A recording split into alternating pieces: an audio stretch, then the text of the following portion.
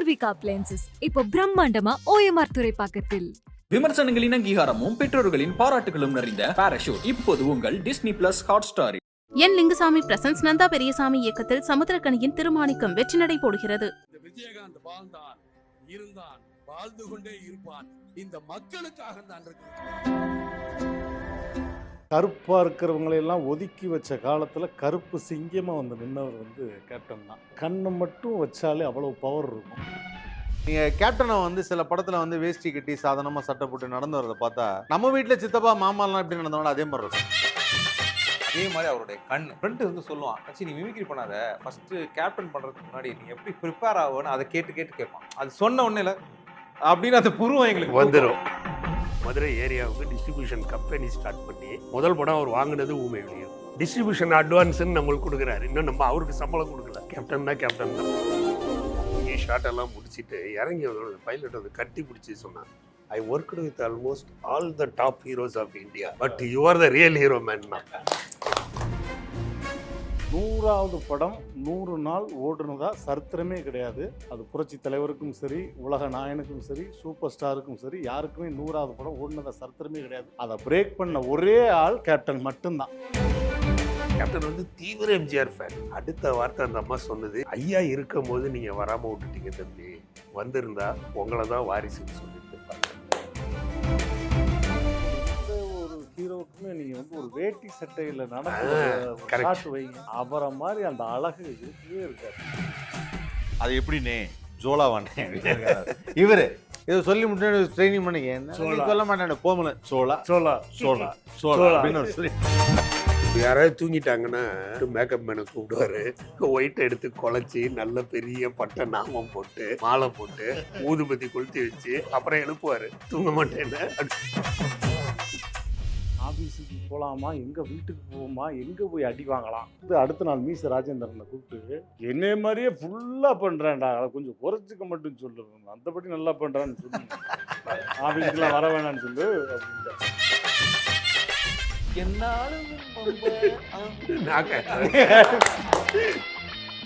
சந்தோஷத்துல நாக்கதான் திருப்பாரு. வந்தோடனே பார்த்தோன்னே அப்படின்னு ஒரு லாஸ்ட் 2 டைம்ஸ் பார்க்கும்போது ஃபோட்டோ மட்டும் எடுத்துட்டு வந்துட்டேன். அப்புறம் அண்ணி உங்களை மாதிரியே பேச வரல, ரோபோ சங்கர் வந்திருக்காரு பேச சொல்லுன்னாரு. நான் அவரை மாதிரி அப்படி பேசினோடனே நான் கையை இங்கே வச்சிருக்கேன், அவர் கையை அப்படியே தேடி என் கையை பிடிச்சிட்டாரு. பிடிச்சி அப்படியே நெஞ்சில் வச்சுக்கிட்டு கேட்கலன்னா சண்டை போடுவேன். ஏன் என்கிட்ட வந்து கேட்க மாட்டீங்களா, அவ்வளோ பெரிய ஆளாயிட்டீங்களா நீங்க அப்படின்னு. பழகுனதெல்லாம் அப்படி ஒரு காலகட்டங்களை மறக்கவே முடியாது சொல்லும் போது. இன்னைக்கும் கின்னஸ் வேர்ல்டு ரெக்கார்டில் ஒருத்தர் மறைவுக்கு பிறகும் 5000 பேர் சாப்பிட்டுக்கிட்டு இருக்காங்கன்னா ஒரே நடிகர்.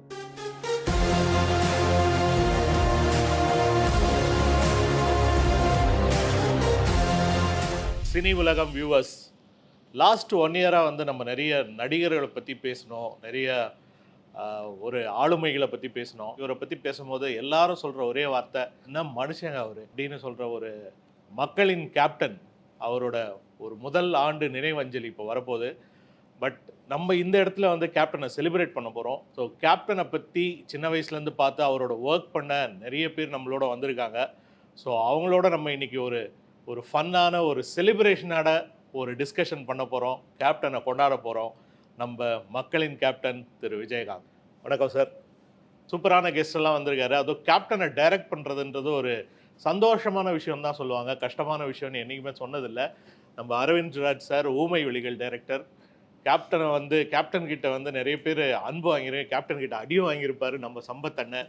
நம்ம ரோபோ அண்ணன் மதுரையின் மைந்தன் கேப்டன்னா, நம்ம மதுரையிலேருந்து வந்து நம்ம சென்னையில் இப்போ கலக்கிற நம்ம ரோபோ அண்ணன். ஃபைனலாக நம்ம ஆதவன், அவர் வந்து ஒரு மிகப்பெரிய ரஜினி ஃபேன்னு சொல்லுவோம். பட் ஆனால் நானும் அவரும் நிறைய பார்த்தது வந்து ஒரு கிளாஷ் இருந்தாலும் கேப்டன் படங்கள் தான். ஏன்னா ஒரு ரஜினி ஃபேன் ஒரு கமல் ஃபேன் இல்லாமல் நடுவில் வந்து அந்த சின்ன வயசில் நம்மளுக்கு எல்லாம் இருக்கும்போது ஒரு ஆக்ஷன் படங்கள் அப்படின்னா அந்த ட்ரீட்டை கொடுத்தது வந்து நம்ம கேப்டன் தான். நம்ம ரொம்ப ஃபார்மலாக பேசாமல் இப்போ டைரக்டர் அரவிந்த் சார் ராஜ்கிட்ட போயிடலாம். Sir, welcome to the show. Welcome. உங்களோட கேப்டன் நினைவுகளை சொல்லுங்க. அதுவும் ஊமை வெளிகளை எப்படி அப்ரோச் பண்ணீங்க, எப்படி போச்சு அந்த நினைவுகள் வந்து நம்ம. சினி உலகம் நேயர்களுக்கு வணக்கம். அதாவது வந்து திரைப்படக் கல்லூரி இன்றைக்கி வந்து அரசு திரைப்படக் கல்லூரின்னு இருக்குதுன்னா அதில் படித்தவங்களும் சரி இனிமேல் படிக்கிறவங்களும் சரி கேப்டனுக்கு நன்றி கடன் பட்டவர்கள் தான். ஏன்னா அந்த திரைப்படக் கல்லூரிங்கிறதுக்கு ஒரு விலாசம் கொடுத்தது வந்து புரட்சி கலைஞர் கேப்டன் விஜயகாந்த் அவர்கள் தான். இன்ஸ்டியூட்டில் படித்து முடிச்சுட்டு அந்த கனவுகள் அந்த தாகங்களோட 82ல் முடித்தேன் நான். 84ல் படம் பண்ணலான்னு ஆபா சார் சொல்லிட்டாரு. படம் கிடைச்சிடுச்சு, ஹீரோ கிடைக்கல. எல்லாரையும் போய் அடித்தோம், தேடி தேடி தேடி. அப்போ பாப்புலராக பேர் சொல்லக்கூடாது, நான் பாப்புலராக இருந்தவங்க எல்லாரையுமே அப்ரோச் பண்ணோம். கதை கூட கேட்கறதுக்கு யாரும் தயாராக இல்லை. என்னென்னா இன்ஸ்டியூட்னா அவ்வளோ ஒரு பயம், இவங்க வந்து நம்மளுடைய கேரியரை கெடுத்து விட்டு போயிடுவானோ அப்படின்னு. அந்த நேரத்தில் நமக்கு தெரிஞ்ச ஒரே நடிகர் வந்து வாகை சந்திரசேகர் சார் தான். அவர்கிட்ட போய் கேட்டோன்னா அவர் சொன்னார், ஏன் நீங்கள் விஜயகாந்தை ட்ரை பண்ணக்கூடாது அப்படின்னாரு. நான் சொன்னேன், சார் கேப்டன் வந்து தாராளமாக பண்ணலாம். அப்போ கேப்டன் கிடையாது, விஜய் சார். விஜய் சார் தாராளமாக பண்ணலாம் சார், பட் இப்போ அப்கமிங்கில் பெரிய அளவில் வந்துட்டு இருக்காரு, நம்ம போய் கேட்டால் பண்ணுவாரான்னு. இல்லை நீங்கள் அவர் கதையை கேட்டுட்டு சொன்னார், இது கேப்டன் தான் அந்த ரோலுக்கு ரொம்ப ஆப்டானவர், நீங்கள் கேளுங்க, அந்த டிஎஸ்பி ரோலுக்கு கேப்டன் தானே.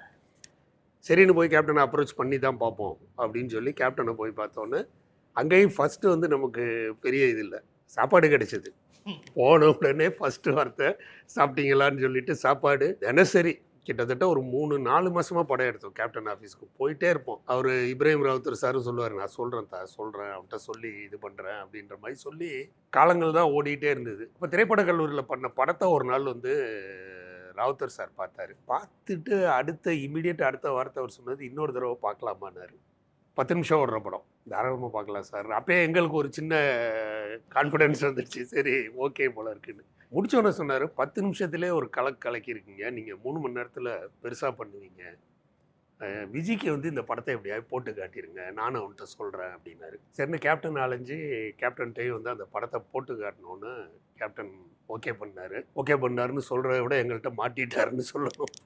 10 நாள் டேட்டு கேட்டோம் கேப்டன்கிட்ட போய். ஃபஸ்ட்டு எப்படி 10 நாளில் முடிப்பீங்க, நாங்கள் இதுக்காகவே என்னென்னா கேப்டன் சீன்லாம் ரெஸ்ட்ரிக்ட் பண்ண ஆரம்பித்தோம். இவர் பார்த்துக்கிட்டே இருந்தவர், நல்லா போயிட்டுருக்க மூவியே இவன் நமக்காக ரெஸ்ட்ரிக்ட் பண்ணுறாங்கன்ட்டு ஒரு நாள் கூப்பிட்டு சொல்லிட்டார், உங்கள் ஸ்டைலுக்கு வந்து டேட்டெல்லாம் நம்ம பேசக்கூடாது, நீங்கள் என்ன வேணாலும் எடுத்துக்கோங்க, பட் நீங்கள் மைண்டில் என்ன நினைக்கிறீங்களோ அதை அப்படியே செதுக்குங்க அப்படின்ற மாதிரி சொன்னார்.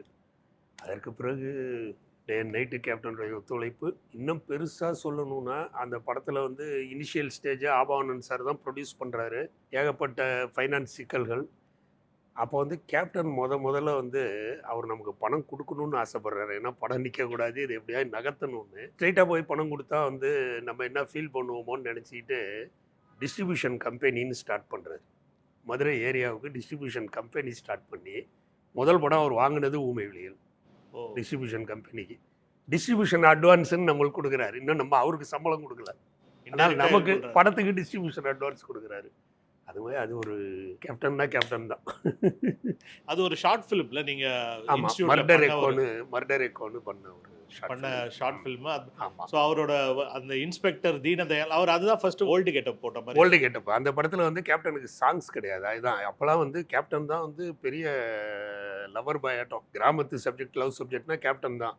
திரும்ப கேட்குறாரு ராவுத்தர், இந்த படத்தில் பாட்டு கிடையாதா, கேப்டனுக்கு பாட்டு கிடையாதா, எப்படிங்கன்றாரு. இவர்கிட்ட போய் மெல்ல சைடில் வந்து இது போடணும் அப்படின்னு சொன்னோன்னே கேப்டனும் வந்து ஷாக் ஆகிட்டார். என்னடா இது இவன் இப்படி பண்ணுறான்னு. சைடில் ஒயிட்டு போட்டு தான் நடித்தார். அந்த தோல்வி நிலையான நினைத்தால்னு ஒரு பாடல் வரும், அதில் பெரிய சூப்பர் ஹிட் சாங்கு. அந்த சாங்கை வந்து நான் பண்ணியே ஆகணும்னு கேப்டன் ஒரேபடியாக நின்னார். அந்த பாட்டில் நான் பாடலாம், டுவேட்டு கிடையாது இல்லைன்னு. அது நீங்கள் பாடினா அந்த கேரக்டர் எடுபடாது சார், கேரக்டர் நிற்காதுன்னு. அது உண்மையிலே எங்கே புரிஞ்சுதுன்னா, வேற ஒரு விஷயமா நம்ம சைலேந்திர பாபுவை பார்க்க போனோம். சைலேந்திர பாபு ஐபிஎஸ் அவர்கிட்ட இன்ட்ரடியூஸ் பண்ணாங்க. கிட்டத்தட்ட நான் சொல்கிறது ஊமையில் ரிலீஸ் ஆகி 35 வருஷத்துக்கு அப்புறம், 86னா இப்போ சமீபத்தில் அவர் பார்க்க போனது. பார்த்து ஊமை விழிகள்னு சொன்ன உடனே அவர் அடுத்த வார்த்தை என்ன சொன்னார், டிஎஸ்பி தீனதயாள்னாரு. எனக்கு உண்மையிலே ஷாக் ஆகிடுச்சு. சார் எப்படி சார் இது, நான் ஞாபகம் வச்சுருக்கலாம் சார், நான் வந்து எனக்கு படம் நான் ஞாபகம் வச்சுருக்கலாம், நீங்கள் அந்த பேரை சொல்கிறீங்கன்னு. அடுத்த வார்த்தை அவர் சொன்னது, என்னை இன்ஸ்பயர் பண்ண போலீஸ்காரங்களில் டிஎஸ்பி தீனதயாள்னு ஒருத்தர் இருந்தார். உண்மை அதுக்கு காரணம் வந்து அந்த கேரக்டர் அப்படி அந்த மெஜஸ்டிக்காக கேப்டன் அதில் நின்னது தான் வந்து அந்த அளவு ஒரு எலிவேஷனை கொடுத்தது. இப்போ பத்திரிகைகள்லாம் அந்த கேரக்டருக்கு அப்படி பெரிய பாராட்டு கேப்டனுக்கு. கேப்டனே வந்து இது பண்ணிட்டாரு இல்லை அதில் போலீஸாகவே அவர் வந்து இருந்தார். நீங்கள் ஆனால் ஹீரோக்கு கஷ்டப்பட்டு கேப்டன் அப்ரோச் பண்ணீங்க. பட் ஆனால் தமிழ் சினிமாவில் எங்களுக்கு ஞாபகம் இருக்கிற முதல் மல்டி ஸ்டாரர் படம் அதான் நினைக்கிறேன். ஆமாம், அதில் சந்திரசேகர் இருக்காரு, ஜெய்சங்கர் இருக்காரு, ரவிச்சந்திரன் கார்த்திக் இருக்காரு. கார்த்திக் இருக்காரு. மல்டி ஸ்டாரர் வந்து அந்த படத்துல தான் ஊமை கண்டிப்பா விழிகள்ல. கண்டிப்பா அது ஒருத்தரே ஒரு ஸ்டைலில் பிடிச்சோன்னு வச்சுக்கங்களேன், பெரிய கதை சொன்னா. ஸோ ஒரு அதாவது ஒரு ஸ்டூடெண்ட் அந்த கேப்டனோட கான்ஃபிடன்ஸ் உங்களுக்கு அந்த படத்தையே வந்து பெரிய படமா கண்டிப்பா கொண்டு போச்சு. கண்டிப்பா அதை விட பெரிய விஷயம் எங்க மேல அவருக்கு ஏற்பட்ட கான்ஃபிடன்ஸ்ல அடுத்த படம் உழவன் மகன் பண்றாங்க. உழவன் மகன் தான் கேப்டனோட முதல் சொந்த படம். ஓ கம்பெனி ஆரம்பிச்சு சொந்தமா படம் பண்ண ஆரம்பிச்ச படம் உழவன் மகன். எல்லாருமே வந்து எஸ்ஏசி சார் தான் இப்போ கேப்டனை வச்சு பெரிய நிறையா பண்ணிட்டு எஸ்ஏசி சாருக்கு தான் கொடுப்பாருன்ற மாதிரி சொன்னாங்க. எங்கள் படம் வந்து 56வது படம் கேப்டனுக்கு. அப்போ அவர் எத்தனை டைரக்டர்ஸை பார்த்து வந்துட்டார். பட் ஸ்டில் கூப்பிட்டு இந்த டீம் தான் பண்ணணும் அப்படின்னு படத்தை கொடுத்தாரு. அதுதான் அவர் வச்சிருக்க கான்ஃபிடன்ஸ். ரொம்ப தேங்க்ஸ் சார். அதாவது கேப்டனை பற்றி அந்த ஊமை விழிகள்ன்றது தமிழ் சினிமாவில் லேண்ட்மார்க். அது ரொம்ப நாள் வந்து டிடிலெல்லாம் போடுவாங்க. அந்த அந்த லைட் இல்லை அந்த கார் லைட் அப்படி வந்துட்டு அந்த ஃபுல் எத்தனை கார் நிற்குது, இதுதான் வந்து சினிமாட்டோகிராஃபிக்கு வந்து ஒரு லேண்ட்மார்க் அப்படின்ட்டு சொல்கிற மாதிரி. சம்பத் சார் கேப்டன்னாலே ஆக்ஷன். ஸோ நீங்கள் அவரோட நிறைய படங்கள் நடிச்சிருக்கீங்க, ஆக்ஷன்லாம் பண்ணியிருக்கீங்க. ஸோ அவரோட ஆக்ஷனை பற்றி கொஞ்சம் சொல்லுங்கள். ஆக்சுவலாக நான் என்னோடய முதல் படம் வந்து முதல்வன். அதுக்கப்புறம் நிறைய படங்கள் அட்மாஸ்பியர் ஆர்டிஸ்ட்டாக அப்படி நடிச்சிட்டு இருந்தேன். வல்லரசு அப்படிங்கிற திரைப்படத்தில் டைரக்டர் மகாராஜ் சார் வந்து ஒரு சின்ன கேரக்டர் டைலாக் கூட இருக்குது பண்ணுங்க அப்படின்னு சொல்லி எனக்கு ஒரு வாய்ப்பு கொடுத்தாரு. நீங்கள் படம் பார்த்துருப்பீங்க. Villain P Vasu sir arrest பண்ணுறதுக்காக கேப்டன் அவர்கள் வந்து வீட்டுக்கு வந்துடுவாங்க. வந்து அரெஸ்ட் பண்ணிவிட்டு வெளியே வரும்போது பார்த்தீங்கன்னா ஒரு 1000 பேர் க்ரௌடு இருப்பாங்க. அதில் ஒரு 4-5 பேர் ஏய் எங்கள் ஐயா நீ அரெஸ்ட் பண்ணியாடி அப்படின்னு சொல்லிட்டு சத்தம் போட்டு வருவாங்க. அப்போ பி வாசன் வந்து பார்த்தல இவ்வளோ பேர் மத்தியில் என்ன அரெஸ்ட் பண்ணி கொண்டு போயிடுவா நீ அப்படின்ற மாதிரி இது பண்ணார். அப்போது கேப்டன் அவர்கள் வந்து சைலண்ட்டாக ஒன்றும் டைலாக பேச மாட்டார். அப்படி பார்த்துட்டு கையில் துப்பாக்கி எடுத்துகிட்டு அந்த பேசின அந்த 5 பேரை அப்படி ஷூட் பண்ணுவாங்க. ஷூட் பண்ணால் அந்த 1000 பேர் தெரிச்சு ஓடுவாங்க. இந்த 5 பேர் கீழே வந்து கிடப்பாங்க. எல்லாம் தெரிச்சு ஓடின பிறகு இந்த 5 பேரும் எழுந்து நின்று செலிட் எடுப்பாங்க. அந்த முதல்ல அந்த டைலாக் பேசுது நான். அந்த டைலாக்கு தான் வந்து எனக்கு முதல்ல என்னுடைய கலை பயணத்தில் வாயை திறந்து பேசின முதல் டைலாக்கு. அதுவும் கேப்டனை எதிர்த்து, அதுவும் ஏய் அப்படின்னு விரட்டி பேசின ஒரு டைலாக்கு. அதுலேருந்து தான் என்னுடைய கேரியர் ஆரம்பிச்சதுன்னு சொல்லும். ஸோ அப்படிப்பட்ட ஒரு வாய்ப்பை வந்து கேப்டன் அவர்களை எதிர்த்து பேசுகிற வாய்ப்பை கொடுத்ததுக்காக இந்த நேரத்தில் டைரக்டர் மகராஜ் நான் நன்றி சொல்லி ஆகணும். ஸோ அதுக்கப்புறம் பார்த்தீங்கன்னா தீனா பண்ணேன். தீனா டைரக்டர் நம்ம ஏஆர் முருகதாஸ் வந்து தவசின்ற படம் அப்போது அவருடைய குருநாதர் டைரக்ட் பண்ணிட்டு இருந்தார். அப்போ அதில் எனக்கு ரெக்கமெண்டேஷன் பண்ணி அதில் ஒரு ஊமைனா ஒரு கேரக்டர் கேப்டன் அவர்களுடைய படம் தவசியில் வந்து எனக்கு ஒரு வாய்ப்பு கொடுத்தாங்க. அந்த படத்தை தான் வந்து அவருடைய தோலில் வந்து அப்படி இடிச்சுட்டு ஆக்சுவலாக ஒரு கட்டத்தில் வந்து ஸ்ரீமன் சார் வந்து மாட்டிப்பார் கோயில் நகையை திருடுனா சொல்லிட்டு. அது ஃப்ளாஷ்பேக்கில் தெரிய வரும் அது வந்து அவர் திருடல அப்படின்னு. ஸோ நான் அப்போ வந்து பேச மாட்டேன். ஃபஸ்ட்டு ஊமையில தான் இருப்பேன். அதுக்கப்புறம் ஃப்ளாஷ்பேக்கில் தான் வந்து நானும் அவரும் ஒரு ஹாஸ்பிட்டலில் மீட் பண்ணுவோம். அவர் ரெப்போர்ட் இடிச்சுட்டு போவேன். அப்போ பார்த்து ஏய் பார்த்து போட அப்படின்னு. அதாவது நான் 2 படம் நான் அடுத்தடுத்த படங்களில் 2மே வந்து அவரை எதிர்த்து ஏய் அப்படின்னு இப்போ நம்ம சொல்கிறதுக்கே வாய் கூசுது இருக்கு. பட் அப்போ வந்து தைரியமாக பேசுவோம். ஏன்னா அப்போ வந்து அவர் பெரிய ஒரு ஸ்டாரு. பட் அவர் எதிர்த்து நம்ம பேசுகிறோமே அப்படின்ற ஒரு சின்ன ஒரு தயக்கம் இருந்தாலும் டைரக்டர் வந்து இல்லை பண்ணுங்க நல்லா பண்ணுங்க அப்படின்னு சொல்லி உற்சாகப்படுத்தினேன். அவரை இடிச்சுட்டு ஏய் பார்த்து போட அப்படின்னு. ஸோ இதெல்லாம் வந்து மக்கள் மனசில் வந்து ஆழமாக போயிட்டு இன்றைக்கும் வந்து நிறைய பேர் சொல்லுவாங்க தவசியில் ஊமை கேரக்டர் நீங்கள் தானே பண்ணீங்க நல்லா பண்ணிருந்தீங்க அப்படின்னு சொல்லிட்டு பாராட்டுவாங்க. ஸோ அது சின்ன கேரக்டராக இருந்தாலும் கேப்டன் கூட பண்ணதுனால எனக்கு வந்து நல்ல ஒரு ரெக்கக்னேஷன் கிடைச்சது. மக்கள் மத்தியில் வந்து எங்கே போனாலும் தவசியில் ஊமை நடிச்சார் போறா அப்படின்னு. ஸோ அந்த அளவுக்கு அந்த நேரத்தில் வந்து எனக்கு ரொம்ப 2 விசிட்டிங் கார்டு, ஒன்று ஊமை விழிகள், ஒன்று ஊமை. அதுக்கப்புறம் வந்து ரமணா கேப்டன் தான் விசிட்டிங் கார்டு கொடுத்துருக்காரு. அதுக்கப்புறம் வந்து ரமணாவில் வந்து ஏஆர் முருகதாஸோட டைரக்ஷனில் எனக்கு ஒரு சின்ன கேரக்டர் தான். அது அந்த காலேஜில் வந்து ஒரு ப்ரொஃபஸரை போய் ஏய் என்ன இப்போ ஒழுங்கப்பாங்க அப்படின்னு சொல்லி மிரட்டுவேன். சென்னை மெட்ராஸ் பாஷையில் வந்து பேசி மிரட்டும் அவர் அங்கேருந்து வந்து என் கையை அப்படி முறுக்குவார். இந்த சிஜியில் காமிப்பாங்க உள்ள என் கையெல்லாம் முறுக்கிறது முறுக்கி கீழே விழுவேன். ஆமாம், ஒத்த கையோட போய் ஆளுங்களாம் கூப்பிட்டு இருப்பா வரோம் அப்படின்னு சொல்லிட்டு ஓடி போய் எல்லாரையும் கூப்பிட்டு வந்து மகாநேஷ் சங்கர்லாம் வந்து வருவாங்க. அப்போ ஒரு ஃபைட் ஆரம்பிக்கும். எல்லாரையும் அடிப்பார். என்னை மட்டும் கை வாங்குவார். சார் பயந்துட்டு அந்த கை ஓட்ட கையோட சார் அப்படின்வேன். அப்புறம் என்ன மட்டும் அடிக்க மாட்டார். இப்படியே அந்த ஃபைட்டு முடியும். அந்த ஃபைட் கேப்பில் அவரை பற்றி ஒரு விஷயம் சொல்லி ஆகணும். அவ்வளோ பெரிய ஒரு ஸ்டாரு. இப்போ இந்த வயசில் நமக்கே வந்து நான் ஒரு சின்ன ஆர்டிஸ்டாக இருந்தாலும் எங்கேயாவது போனோம்னா இப்படி உட்கார சேர் இருந்தால் தான் உட்காரணும்னு தோணும். இப்படி இருக்குது பார்த்தீங்களா, அந்த மாதிரி ஒரு சேரில் உட்காந்தா தான் கொஞ்சம் கம்ஃபர்டபுளாக உட்காரணும்னு தோணும். அவர் அப்போவே பெரிய ஒரு ஸ்டாரு. நான் ஷூட்டிங் ஸ்பாட்டில் பார்த்துருக்கேன். ஒரு சின்ன பெஞ்சு மாதிரி இருக்கும், அதில் இப்படி தான் உட்காராரு. ஸ்டூல் மாதிரி தான் இருக்கும். ஒன்லி சாயறதுக்குலாம் ஒன்றுமே இருக்காது. அப்படி பார்த்துட்டு அப்படியே ஃபைட்டர்ஸ்னால் அவருக்கு ரொம்ப பிடிக்கும். அவருக்கு எல்லா வீடியும் ரொம்ப பாசமாக இருப்பார். என் மேலாம் தோல் மேலே கை போட்டுட்டு என்ன நான்லாம் ஒன்றுமே இல்லை. அவர் அட்மாஸ்பியர் ஆர்டிஸ்ட்டு. அப்போ தான் 2-3 படத்தில் டைலாக் பேசி கொஞ்சம் கொஞ்சம் அப்படி முகம் தெரிய ஆரம்பிச்சிருக்கு. என் மேலே ஒரு தோல் மேலே கை போட்டு பார்த்து நிற்பார். இந்த ஃபைட் சீக்வன்ஸை வந்து மாஸ்டர் வந்து பிட்டு போட்டுருந்தாருன்னா இதுக்கு அதை என் மேலே தோல் மேலே போட்டு அப்படி பார்த்துட்டு இருப்பார். அதுக்கப்புறம் நடுவில் வந்து ஏய் நல்லா ஃபைட் பண்ணுற, நல்லா ஹைட்டாக இருக்க, வேறு பொண்ணமெல்லாம் பாரு, நான் எப்படி காலை வந்து தலைக்கு மேலே தூக்குறான் பாரு, அது மாதிரி நல்லா ப்ராக்டிஸ் பண்ணி நான் நல்லா ஃபைட் பண்ணி நல்லா பெரிய வில்லனா வாடா அப்படின்னு. நான் ஒரு சாதாரண ஒரு நான் ஏதாவது முகம் தெரியுமான்னு அந்த மாதிரி கேரக்டர் ட்ரை பண்ணிருக்கேன்னு என்கரேஜ் பண்ணுறேன். நல்லா இருக்க, வா நல்லா மேலே வா அப்படின்னு. இதெல்லாம் விட இன்னொரு விஷயம் சொல்லி ஆகணும். நான் தவசி இதெல்லாம் பண்ணும்போது, வல்லரசு, ரமணா இதெல்லாம் பண்ணும்போது ஒரு கிட்டத்தட்ட ஒரு 20-25 படம் பண்ணியிருக்கேன். நிறைய படங்களில் பார்த்துருக்கோம். நமக்கு வந்து ஃபுட்டுன்றது ஏபிசின்னு இருக்கும். அதில் சி கேட்டகரி தான் நமக்கெல்லாம் இது பண்ணுவாங்க. அது நம்மளாம் பார்த்து ஏங்குவோம். ஏபிலாம் பயங்கரமாக இருக்கும், அது இதுன்னு போவோம். ட்ரிங்க்ஸ் கூட வந்து நமக்கெல்லாம் டீ காஃபி வருதுன்னா அங்கெல்லாம் வந்து ஜூஸு அப்படி போவோம். ஆனால் கேப்டனுடைய ப்ரொடக்ஷனில் கேப்டன் நடிக்கிற படங்களில் மட்டும் எல்லாருக்கும் ஏபிசின்லாம் கிடையாது. A to Z எல்லாருக்கும் ஒரே ஃபுட்டு தான் இருக்கும். நான் அப்போ அதை வந்து வல்லரசு படத்தில் நான் வந்து அதை அனுபவிச்சேன். நிறைய பேர் அதெல்லாம் எனக்கு ஆச்சரியமாக இருந்தது. சரி நம்மளும் மதித்து கொடுக்குறாங்களே அப்படின்னு தோணும் அப்போல்லாம். ஏன்னா நம்ம எப்பவுமே வந்து அடிமட்டத்தில் இருக்கிறவங்கள வந்து மதிக்கும்போது, அவங்களுக்கு அதை கவனிக்கும்போது நமக்கும் ஒரு ப்ரௌடாக சரி நம்மளையும் மதிக்கிறாங்களான்ற ஒரு சந்தோஷம் இருக்கும் பார்த்தீங்களா. அந்த சந்தோஷத்தை கொடுத்து அவர் சந்தோஷப்படுவார். அந்த மாதிரி ஒரு மனிதன் தான் எல்லாருமே லாஸ்ட் 1 இயரா சொன்னது வந்து கேப்டன்ன்ற ஒரு ஹீரோ, ஒரு பொலிட்டிஷியனோட ஒரு மனுஷன்ற ஒரு வந்து எல்லாமே இருந்துச்சு. ஸோ ரோபோட்டை மதுரையிலேருந்து வந்த நீங்கள், மதுரைனாலே கேப்டன்னா ஒரு கொண்டாட்டமாக இருக்கணும். அந்த அட்மாஸ்பியர் ஏற்கனவே நீங்கள் நிறைய வெறுப்பேற்றிட்டு போயிட்டீங்க கமல் இதில். ஸோ இப்போ சொல்லுங்கள், மதுரையில் கேப்டனை எப்படி பார்த்தீங்க? இந்த இடத்துல வந்து அவரை பற்றி பேசுகிறதுக்கே வந்து நமக்கு ஒரு பெரிய கொடுப்பனம் வேணும்.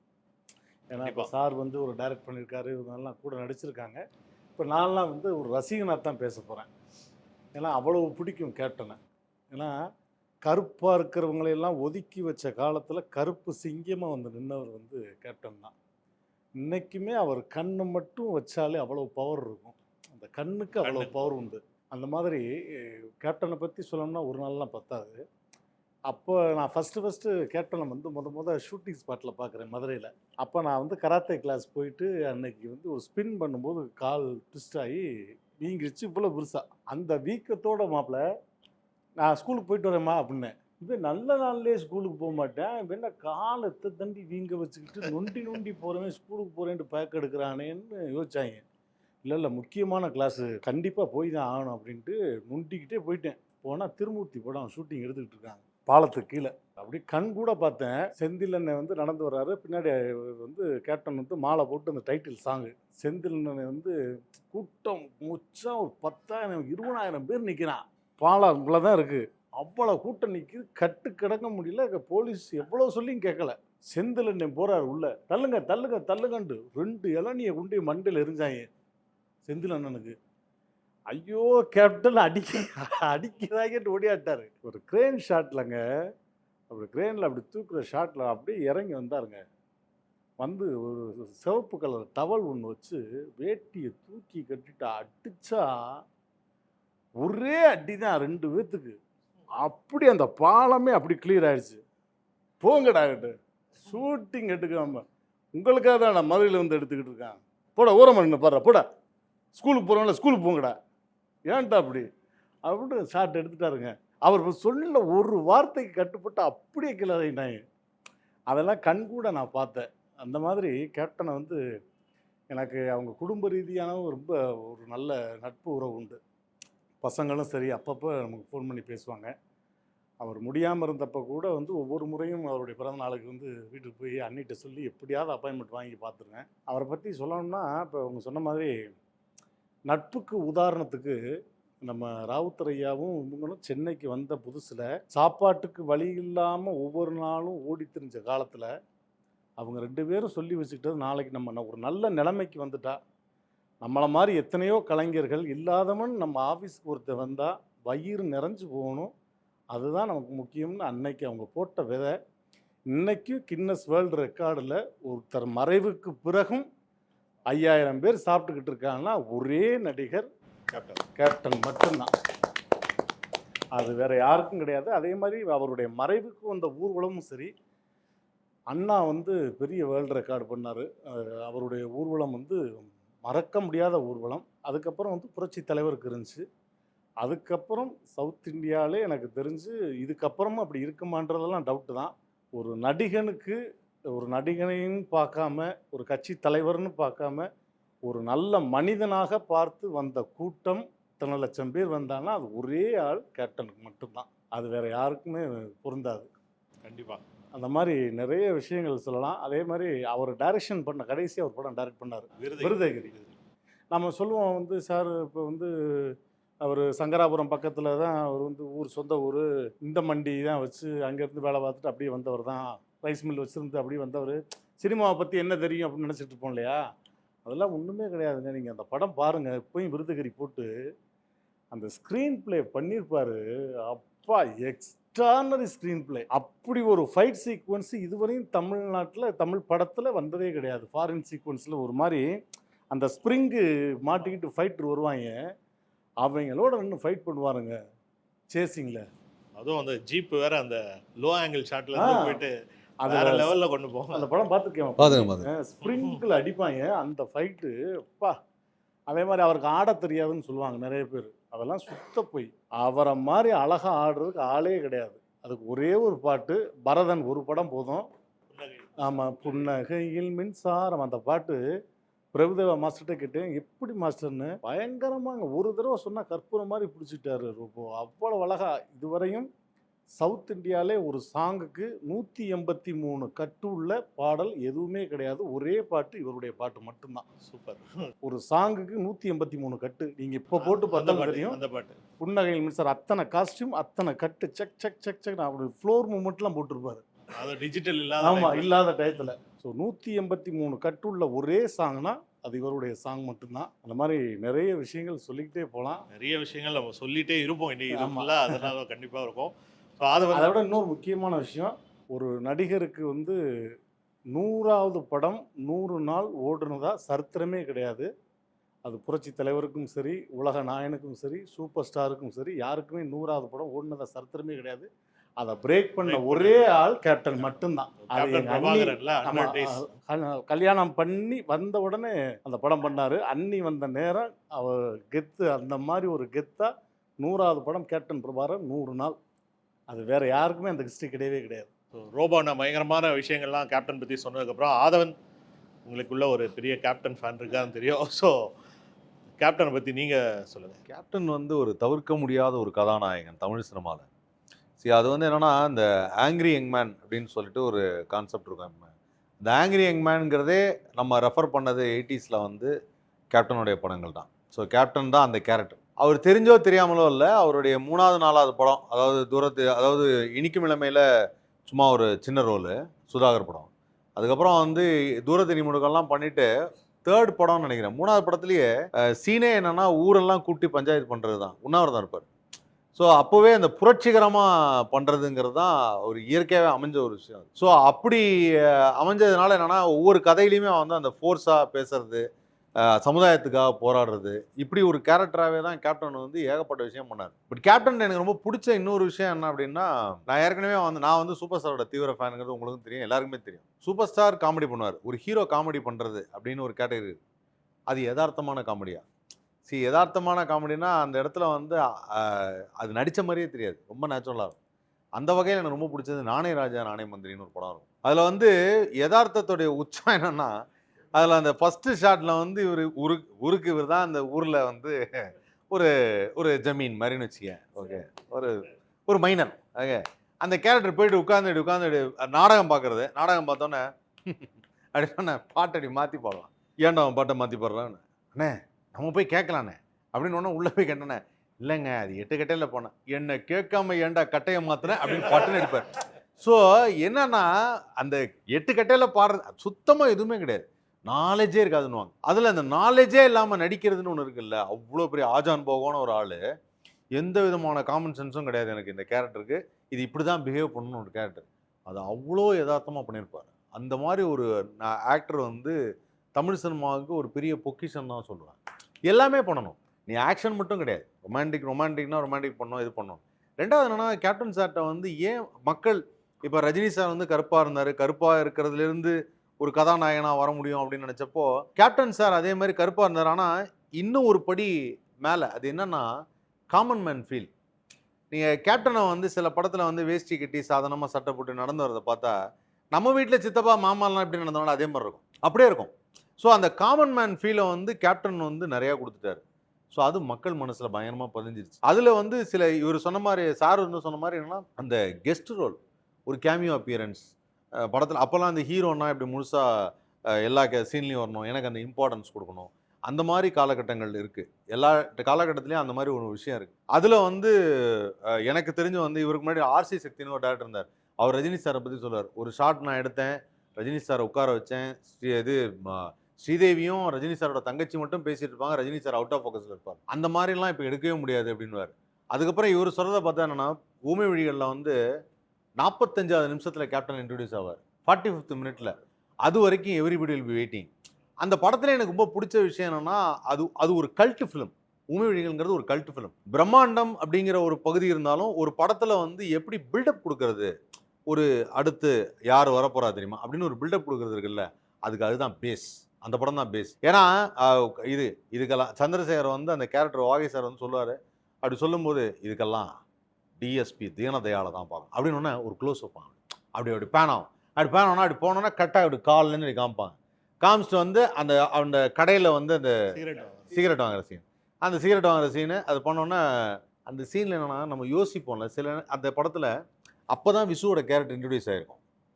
விசுவோட கேரக்டர் இன்ட்ரடியூஸ் ஆனோன்னே, இன்னைக்கு சாயங்காலம் நாம் எல்லாரும் மீட் பண்ணுறோம்னாரு. சார் இப்போ தான் சார் இன்ட்ரடியூஸ் ஆகிருக்கீங்கன்னு. ஆனால் அந்த படத்தில் ஸ்க்ரீன் பிளே அவ்வளோ வேகமாக போகும், நீ என்ன ஏதுன்னு கேட்குற ட்ராமாட்டிக்கல் ஃபார்மேட் இல்லை. விசு இருக்கார். ஆமாம், ஏன்னா இல்லை, அது ட்ராமாட்டிக்கல் ஃபார்மேட் கிடையாது, ஃபிலிமில் வேற ஒரு ஃபார்மேட் அது.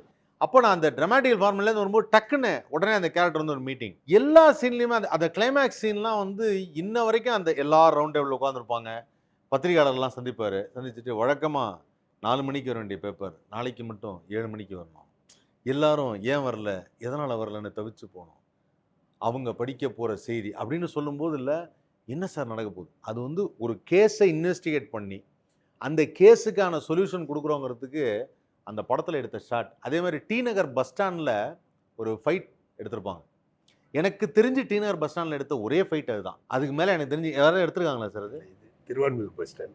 Thiruvanmiyur bus stand. Okay, Thiruvanmiyur யாரும் எடுக்கல, பஸ் ஸ்டாண்ட்ல எடுக்கல. அது ஹாரன் சவுண்ட் வச்சு, ஒரு பஸ் ஹாரன் வச்சு அப்படியே அடிச்சுக்கிட்டே இருக்கும், டப் டப்புன்னு. அது வந்து லைவா இப்போல்லாம் போய் அது மாதிரிலாம் எடுக்க முடியாது. ஸோ அந்த மாதிரி வந்து ஒரு கேரக்டராக ஆர்டிஸ்டாக வந்தாலும் சரி, ஒரு அதுவும் எனக்கு அந்த போலீஸ் ஆஃபீஸர் வரும்போது சொல்லுவேன். ஆக்சுவலாக என் ஃப்ரெண்டு வந்து போலீஸில் இருக்காப்புல. நாங்கள் எப்படி இவர் வந்து சைலேந்திர பாபு சார் சொன்னார். ஆக்சுவலாக நாங்கள் ஸ்கூல் படிக்கும்போதும் இன்ஸ்பிரேஷன் என்னன்னா, கேப்டன் படங்கள் பார்த்துட்டு, சேதுபதி எபிஎஸ்லாம் பார்த்துட்டு வரும்போது, இது மாதிரி ஒரு போலீஸ் ஆஃபீஸராக ஆகணும்டா. இன்றைக்கி ஒரு உண்மையிலேயே போலீஸாக இருக்காப்புல, இப்போ சென்னையில் தான் இருக்காப்புல. ஸோ என்னென்னா அந்த அந்த பிஹேவியர் திரும்புறது பார்க்குறது. ஸோ இது வந்து கேப்டன் சார் நான் பார்த்தேன்னா யூனிஃபார்மில் இல்லை, யூனிஃபார்மே இல்லாத போதும் இல்லை, போலீஸ் மாதிரி இருப்பார். அதுலேயும் நான் சொல்லுவேன், எனக்கு ரொம்ப பிடிச்சது என்னென்னா, சத்திரியன் படத்தில் வந்து உன்னை நான் சஸ்பெண்ட் பண்ணியிருக்கேன்றாங்க. அப்படி வந்து ரயில்வே ஸ்டேஷனில் உட்காருவார், இந்த சிட்டிங் பெஞ்சில் அப்படி உட்காந்துங்காரு அப்படின்னுவார்.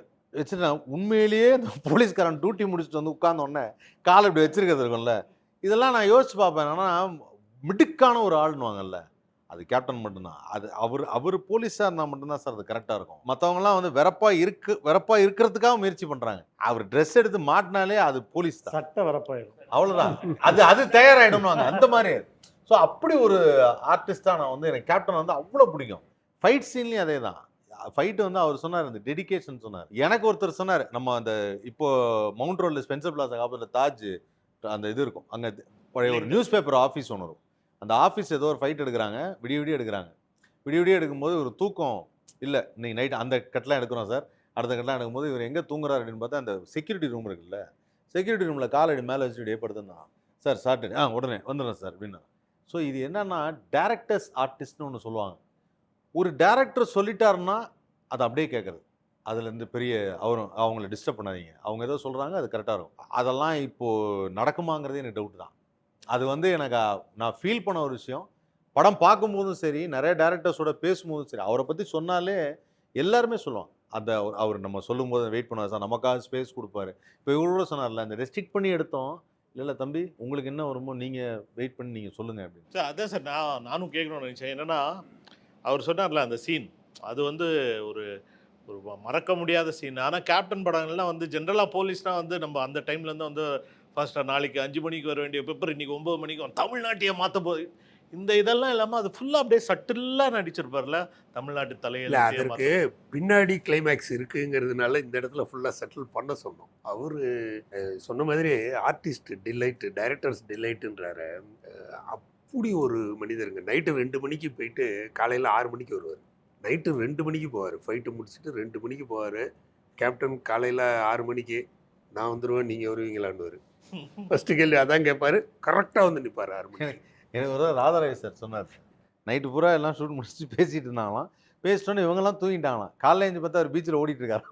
எல்லா வேலையும் பண்ணுவார். அந்த மாதிரி அந்த அளவுக்கு டெடிகேஷன் உண்டு. அதான் to the core dedication to the character வந்து கேப்டன் வந்து எக்ஸ்ட்ராடினரி. அதை வந்து நம்ம டைரக்டர் டிலைட்டுன்னு நம்மள ஒருத்தராட்டமே பண்ணுவார். இப்போ நம்ம உட்காந்து பேசுகிற மாதிரி அவர்கிட்ட ஜாலியாக, அவ்வளோ ஜாலியாக சீனை கேட்டுட்டு அதை கிண்டல் அடிப்பார், இது பண்ணுவார். சீரியஸாக என்ன கேட்குறோமோ பண்ணி கொடுப்பாரு. எங்கேயுமே நம்ம இதில் தலையிடவே மாட்டார். அப்படி ஒரு ஆர்டிஸ்ட். எல்லா ஆர்டிஸ்ட்டையும் ஜாலியாகவும் இருப்பேன் சார்.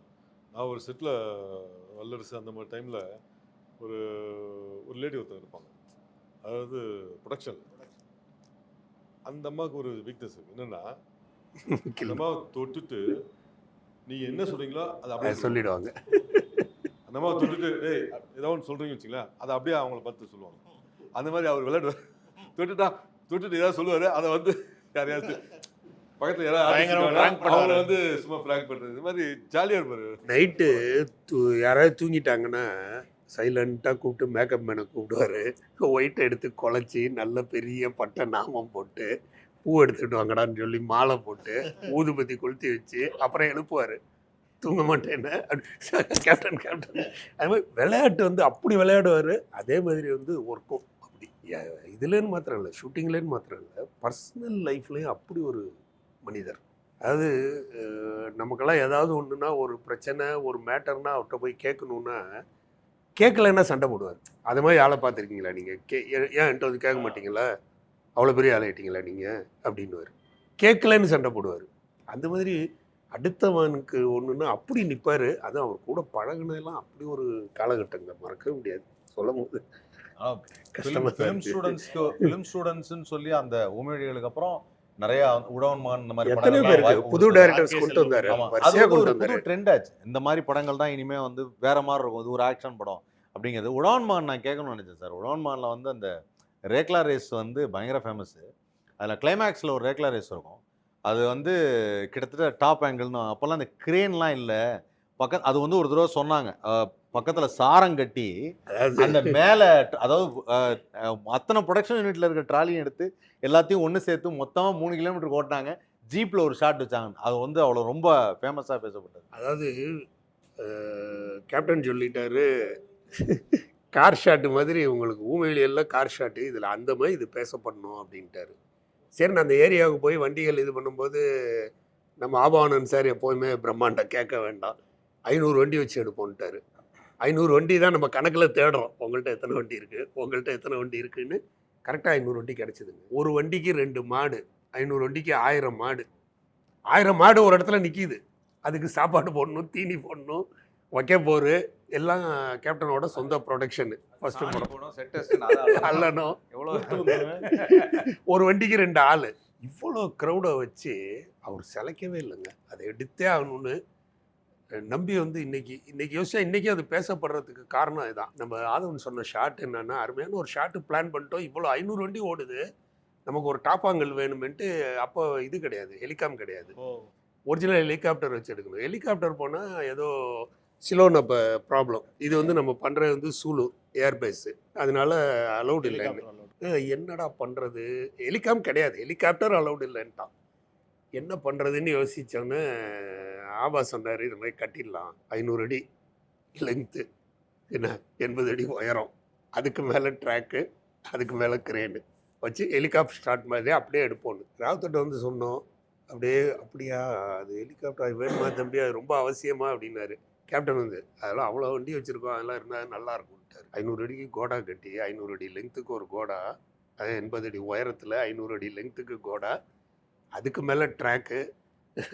இவர் சொன்ன மாதிரி ட்ராக் அப்போ கிடையாது, லெங்க்த்துக்கு போய் ஒரு இதுலேயும் போய் ட்ராக் வண்டியும் கேட்போம்.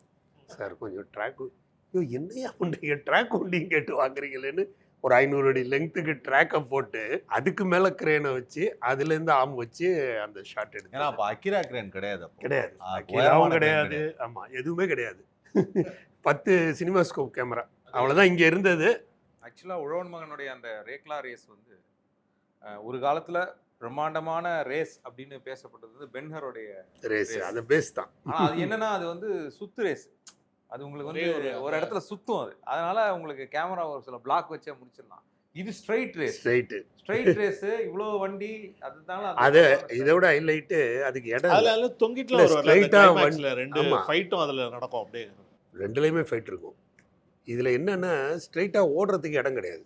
500 வண்டி பிக்கப்னு பண்ணானா இங்கேருந்து மினிமம் வந்து நமக்கு மயிலாப்பூர் அளவுக்காவது நமக்கு டிஸ்டன்ஸ் வேணும், மரமே இல்லாமல் இருக்கணும். 500 வண்டி ஓடுறதுக்கு அளவுக்கு இடம் வேணும். போய் ஒரு 2-3 பேரோட லேண்ட், அது ஒருத்தர் தான் மேக்ஸிமம். போய் அவங்கள்ட்ட கேட்டு புல்டோசர் வச்சு லேண்டை வந்து ஃபஸ்ட்டு க்ளீன் பண்ணி ரெடி பண்ணி இது அத்தனையும் வந்து as a producer captain sir ஒத்துக்கிட்டாரு, ராவுத்தர் ஒத்துக்கிட்டாரு. இவ்வளோக்கு ஆல் ஆர்டிஸ்ட் காம்பினேஷன் வராங்க. அது அவ்வளோ க்ரௌடு. இவர் க்ரௌடில் இறங்கி ஒரு பாட்டுக்கு சொன்ன மாதிரி தான் வேட்டியை மடித்து கட்டினார்னா அவ்வளோதான், ஜாலியாக பேசிகிட்டு இருப்பார். வந்து தோளில் கையை போட்டுக்கிட்டு ரெடி அப்படின்னா வந்து உட்காந்து அந்த மாதிரி ஒரு அவர்கிட்ட இருக்கும்போது ஒரு ஷூட்டிங் ஸ்பாட் மாதிரியே தெரியாது, எனக்கு ஒரு ஜாலியாக போகும். கேமராவுக்கு ஃபஸ்ட்டு கிளாப் வாங்கின ஷாட்டு என்ன லோகேஷ், கேமராவுக்கு ஃபஸ்ட்டு கிளாப் வாங்கின ஷாட்டு ஊமை வழிகளில் அந்த கடைசி லைட் ஷாட் தான். அதுதான் ஃபஸ்ட்டு அந்த ஷாட்டு கிளாப் அடித்தாங்க, அங்கே தான் ஆரம்பிச்சது. அதாவது கேமராங்கிற ஒரு டெக்னிக், இப்படியும் கேமராவில் பார்க்கலாம் அப்படிங்கிற ஒரு விஷயம். ஹை ஸ்பீடும் ஜாஸ்தி அந்த படத்தில். அதுவும் வந்து நம்ம பேசிகிட்டு இருக்கும்போது என்னென்னா, எல்லாரும் வந்து அந்த ஒரு ட்ரிபியூட் பற்றி பேசிகிட்டு இருந்தாங்க. இப்போ கேப்டன் சார் வந்து லாஸ்ட் 1 இயராக நிறைய ட்ரிபியூட் பண்ணிகிட்டு இருந்தோம். அப்புறம் ஆக்சுவலாக நாங்கள் ஒரு ஸ்டாண்டப் ஷோ வந்து ஒரு 3 வருஷமாக பண்ணிகிட்ருக்கோம். அந்த 3 வருஷமாக பண்ணும்போது அவர் கொஞ்சம் உடல்நிலை சரியாக இல்லாத போதே வந்து அவருக்கு ஒரு ட்ரிபியூட்டுன்னு ஒரு சாங் பண்ணதுக்கு ஒரு மேஜர் ரீசன் வந்து நம்ம ஜெய் தான். ஸோ ஜெய் தான் அந்த சாங்குக்கு லிரிக்ஸும் எழுதுறாரு. ஸோ அப்படின்னா இன்டலெக்சுவலான ஜெய் அவர் அந்த சாங்கோட லிரிக்ஸும் எழுதி, அதுக்கப்புறம் அந்த கேப்டன், அது எங்களுக்கே வந்து அந்த ஷோ பண்ணி, அது ஒரு காமெடி ஷோ இருந்தாலும் அது கேப்டன் பற்றி பண்ணி முடிக்கும் போது எங்களுக்கெல்லாம் வந்து அப்படியே வந்து ஒரு எமோஷ்னல் மூமெண்ட்டாக இருக்கும். ஸோ அவ்வளோ லவ் பண்ணியிருப்பார் கேப்டனை. ஜெய் வந்து வாங்க ஜெய், கொஞ்சம் லேட்டாக வந்தாலும் லேட்டஸ்ட்டாக வந்துட்டீங்க. ஸோ நீங்கள் கேப்டனை பற்றி கொஞ்சம் சொல்லுங்கள். இல்லை, கேப்டனை பற்றி சொல்லணும் அப்படின்போது, இப்போ நானே ராஜா நானே மந்திரியில் இருக்கக்கூடிய அந்த humour scene, humour portion first half ஃபுல்லாக வெகுளி, எதுவுமே தெரியாத ஒரு வெகுளி, அதில் ஒரு காமெடி இருக்கும். இன்னொரு வாட்டி சொல்லு, அது அத்தனை வாட்டியும் சிரிப்பாங்க. அது பயங்கர யதார்த்தமா இருக்கும். இல்ல அவன் ஊருக்குள்ள ஒருத்தன் வந்தவன் சும்மா வந்து பேசி சொன்னான், சார் உங்களமா நல்லவங்க இந்த யாருமே இல்லை சார். ஆனா இப்பெல்லாம் யாராவது ஒருத்தர் சொன்னாங்க, அதை நான் ஒரு தடவை வந்து நாங்க டெலிவிஷன் வந்தப்பெல்லாம் ரிப்பீட் பண்ணோம், சார் உங்களை மாதிரி ஷோ பண்ணணும்னு சார். இன்னொரு வாட்டி சொல்லு. அது ஃபர்ஸ்ட் புரியல அவங்களுக்கு, அந்த எவ்வளவு சட்டிலா இருக்கும். இன்டர்வியூல BA படிச்சிருக்கேன், அதெல்லாம் இது இவ்வளவுதான் ஷார்ட், இதுக்குள்ளதான் அந்த ரெண்டு ஏன் தம்பி 14ஆம் கிளாஸ் படிச்சிருக்கீங்க அத போய் பிஏ அதோட சிரிச்சுக்கிட்டேன் சார். என்ன தம்பி இது 12, 13, 14ஆம் கிளாஸ் படிச்சிருக்கீங்க. இப்போ இதுல என்ன நான் சொல்ல வந்தேன் அப்படின்னா, இந்த ஹியூமர் போர்ஷன் பண்ணதுக்கு அப்புறம் ஒரு செகண்ட் ஹாஃப்ல ஒரு டிரான்சிஷன் இருக்கு. அந்த வெகுளித்தனத்திலே ஒரு ஏமாளியா நிக்கிற அந்த ஒரு ஃபீல் இருக்கு இல்லைங்களா, அதை கேரி பண்ணணும். அதை கேரி பண்ணனால தான் மக்கள் மனசுல அந்த ஒரு கதாநாயகன் வந்து நிக்கிறது. நீங்க வந்து காமெடி பண்றது முக்கியம் இல்லை, அந்த செகண்ட் ஹாஃப்ல இருக்கிற அந்த அந்த அந்த சென்டிமெண்ட் என்டையர் ஆடியன்ஸ் வந்து ச்சே, அந்த சிரிச்ச அந்த கதாபாத்திரத்துக்கு பின்னாடி ஒரு ஒரு ஒரு உணர்வுபூர்வமாக நிற்பாங்க. ச்சே, அவர் அந்த அந்த புரியாம அவர் கஷ்டப்படுறாரு அப்படின்னு அதை கேப்டன் ஹோல்ட் பண்ணி நிற்க வைப்பார்ல ஆடியன்ஸை. அது வெயிட். அந்த நம்பிக்கை இருக்கிறனால தான் பாக்யராஜ் சார் சொக்கத்தங்கம் கொடுக்குறாரு. உங்களுக்கு அந்த எமோஷனை ஹோல்ட் பண்ணி, தங்கச்சி பாசம், அந்த ஃபேமிலியை ஹோல்ட் பண்ணுறது, அது அது அது வந்து ஒரு ஆக்ஷன் படம் கிடையாது ஆக்சுவலாக. அது வந்து ஒரு குடும்பம், அதுக்குள்ளே இருக்கக்கூடிய உணர்வு, அதில் இருக்கிற ஒரு ஒரு விஷயம். அது கேப்டன் அது வந்து ஆஸ் அன் ஆக்டர் அவர் வந்து ப்ரூவ் பண்ணுறாரு. அவர் வந்து not only angry young man, அவர் ஒரு ஃபேமிலி மேன். அவர் வந்து ஒரு எமோஷனல் டச் எல்லாம் அந்த மாதிரி தான் வானத்தை போலையில் அந்த பெரிய ஒரு கேரக்டர் ஆமாம் வந்து அவ்வளோ அழகாக கேரி ஓவர் பண்ணியிருப்பார் விக்ரமன் சார் டைரக்ஷனில். இல்லை நான் அதே தான் நீங்கள் சொல்கிற விஷயந்தான். ஃபஸ்ட்டு வந்து சார் நம்ம எல்லாரும் சொல்லலாம், அவர் பார்த்த ஃபஸ்ட்டு கேப்டன் படம் தேட்டரில் ஐ திங்க் ஏதோ ஒரு போலீஸ் படம் ஃபஸ்ட்டு பார்த்தேன். அது சின்ன வயசில் ரொம்ப ஞாபகம் இல்லை. ஆனால் இதுவும் ரொம்ப சின்ன வயசில் தான் பார்த்து பயந்த படம் ஊமை விழிகள். அது கேப்டன் வந்து அவ்வளோ கேப்டன் அந்த ஸ்டார் வேல்யூ அதெல்லாம் தெரியாது. அதில் அந்த பாட்டியை பார்த்து பயந்து, ரவிச்சந்திரன் அதை பார்த்து மணி அடிச்சு அந்த எஃபெக்ட்ல அது அது ஓவர்லாப்ல இருந்து வரும், உசுறு போயிடும் நமக்கு. இல்லை இதிலே வந்து என்னென்னா, இதில் ஒரு விஷயத்தை கிளியர் பண்ணும். கேப்டன்ற பேர் வந்து கேப்டன் பிரபாகரனால வந்து எல்லாரும் சொல்கிறாங்க, அது இல்லை. உண்மை என்னன்னா, செந்தூரோப்பு கேரக்டர் வந்து கேப்டன். அதில் எல்லாருமே அந்த கேரக்டரே வந்து கேப்டன்னு தான் கூப்பிடுவாங்க. ராம்கி சார் கூப்பிடுறது கேப்டன்னு கூப்பிடுவாரு, சந்திரசேகர் சார் கேப்டன்னு கூப்பிடுவாரு. அதை அது படம் பண்ணிகிட்டே இருக்கும்போது கேப்டன் கூப்பிட்டு கேப்டன் ஆஃபீஸில் எல்லாரும் கூப்பிட ஆரம்பிச்சிட்டாங்க. கேப்டன் வாங்க, கேப்டன் வந்துட்டாரா, கேப்டனுக்கு என்ன, கேப்டன் கிளம்பியாச்சா, இப்படின்னு வந்து அதுலேருந்து அது அப்படியே டெவலப் ஆயிடுச்சு. கேப்டன் வந்தோடனே தான் கேப்டன் பிரபாகரன் பேர் வச்சாங்க இவங்க. அது மாதிரி கேப்டன் வந்து சொன்னது நம்ம ரோபோ அருமையாக ஒரு இது சொன்னீங்க நீங்கள். அவரை எல்லாரும் வந்து தன்னுடைய சொந்த இதாக தான் பார்த்தாங்க. படத்தையும் தாண்டி கேப்டனோட ரசிகைகளோடலாம் நீங்கள் இன்ட்ராக்ட் பண்ணிங்கன்னா, அவரை என் மச்சானாக தான் நான் பார்ப்பேன். அவரை அப்படியே எங்கள் மாமாங்க, அவர் அப்படியே எங்கள் சித்தப்பாங்க, சிலுக்கு சொல்ல போய் எங்கள் சித்தப்பாங்க, அவர் எங்கள் அப்பாங்க, அவர் எங்கள் அப்பா தான் அப்படின்னு. எந்த ஒரு ஹீரோவுக்குமே நீங்கள் வந்து ஒரு வேட்டி சட்டையில் நடந்து வைங்க, அவரை மாதிரி அந்த அழகு இருக்கவே இருக்காது. அந்த பர்சனல் ரீச்சுங்கிறது இருக்குல்ல, ஒட்டி இருக்க மதுரைக்கார வர்றான்டா அப்படின்ற மாதிரி அதில் எழுதி ஒட்டி இருக்க மாதிரி. நீங்கள் கேப்டன் டெத்திலே வந்து ஒரு இன்டர்வியூவில் வந்து கேள்வி கேட்குறாங்க எல்லார்ட்டையும். யாருமே வந்து கேப்டனை ஒரு தலைவர்னு சொல்லலை, ஒரு கட்சி தலைவர்னு சொல்ல, ஒரு நடிகர்னு சொல்ல. எல்லோரும் என்ன சொன்னாங்க, சார் நான் வந்து என் பொண்ணுக்கு வந்து காசு கட்ட முடியல, அப்போ கேப்டன்கிட்ட தான் வந்து கேட்டேன், யாருன்னே தெரியாது, காசு கொடுத்து படிக்க வச்சார் சார் அந்த மகாராஜ்.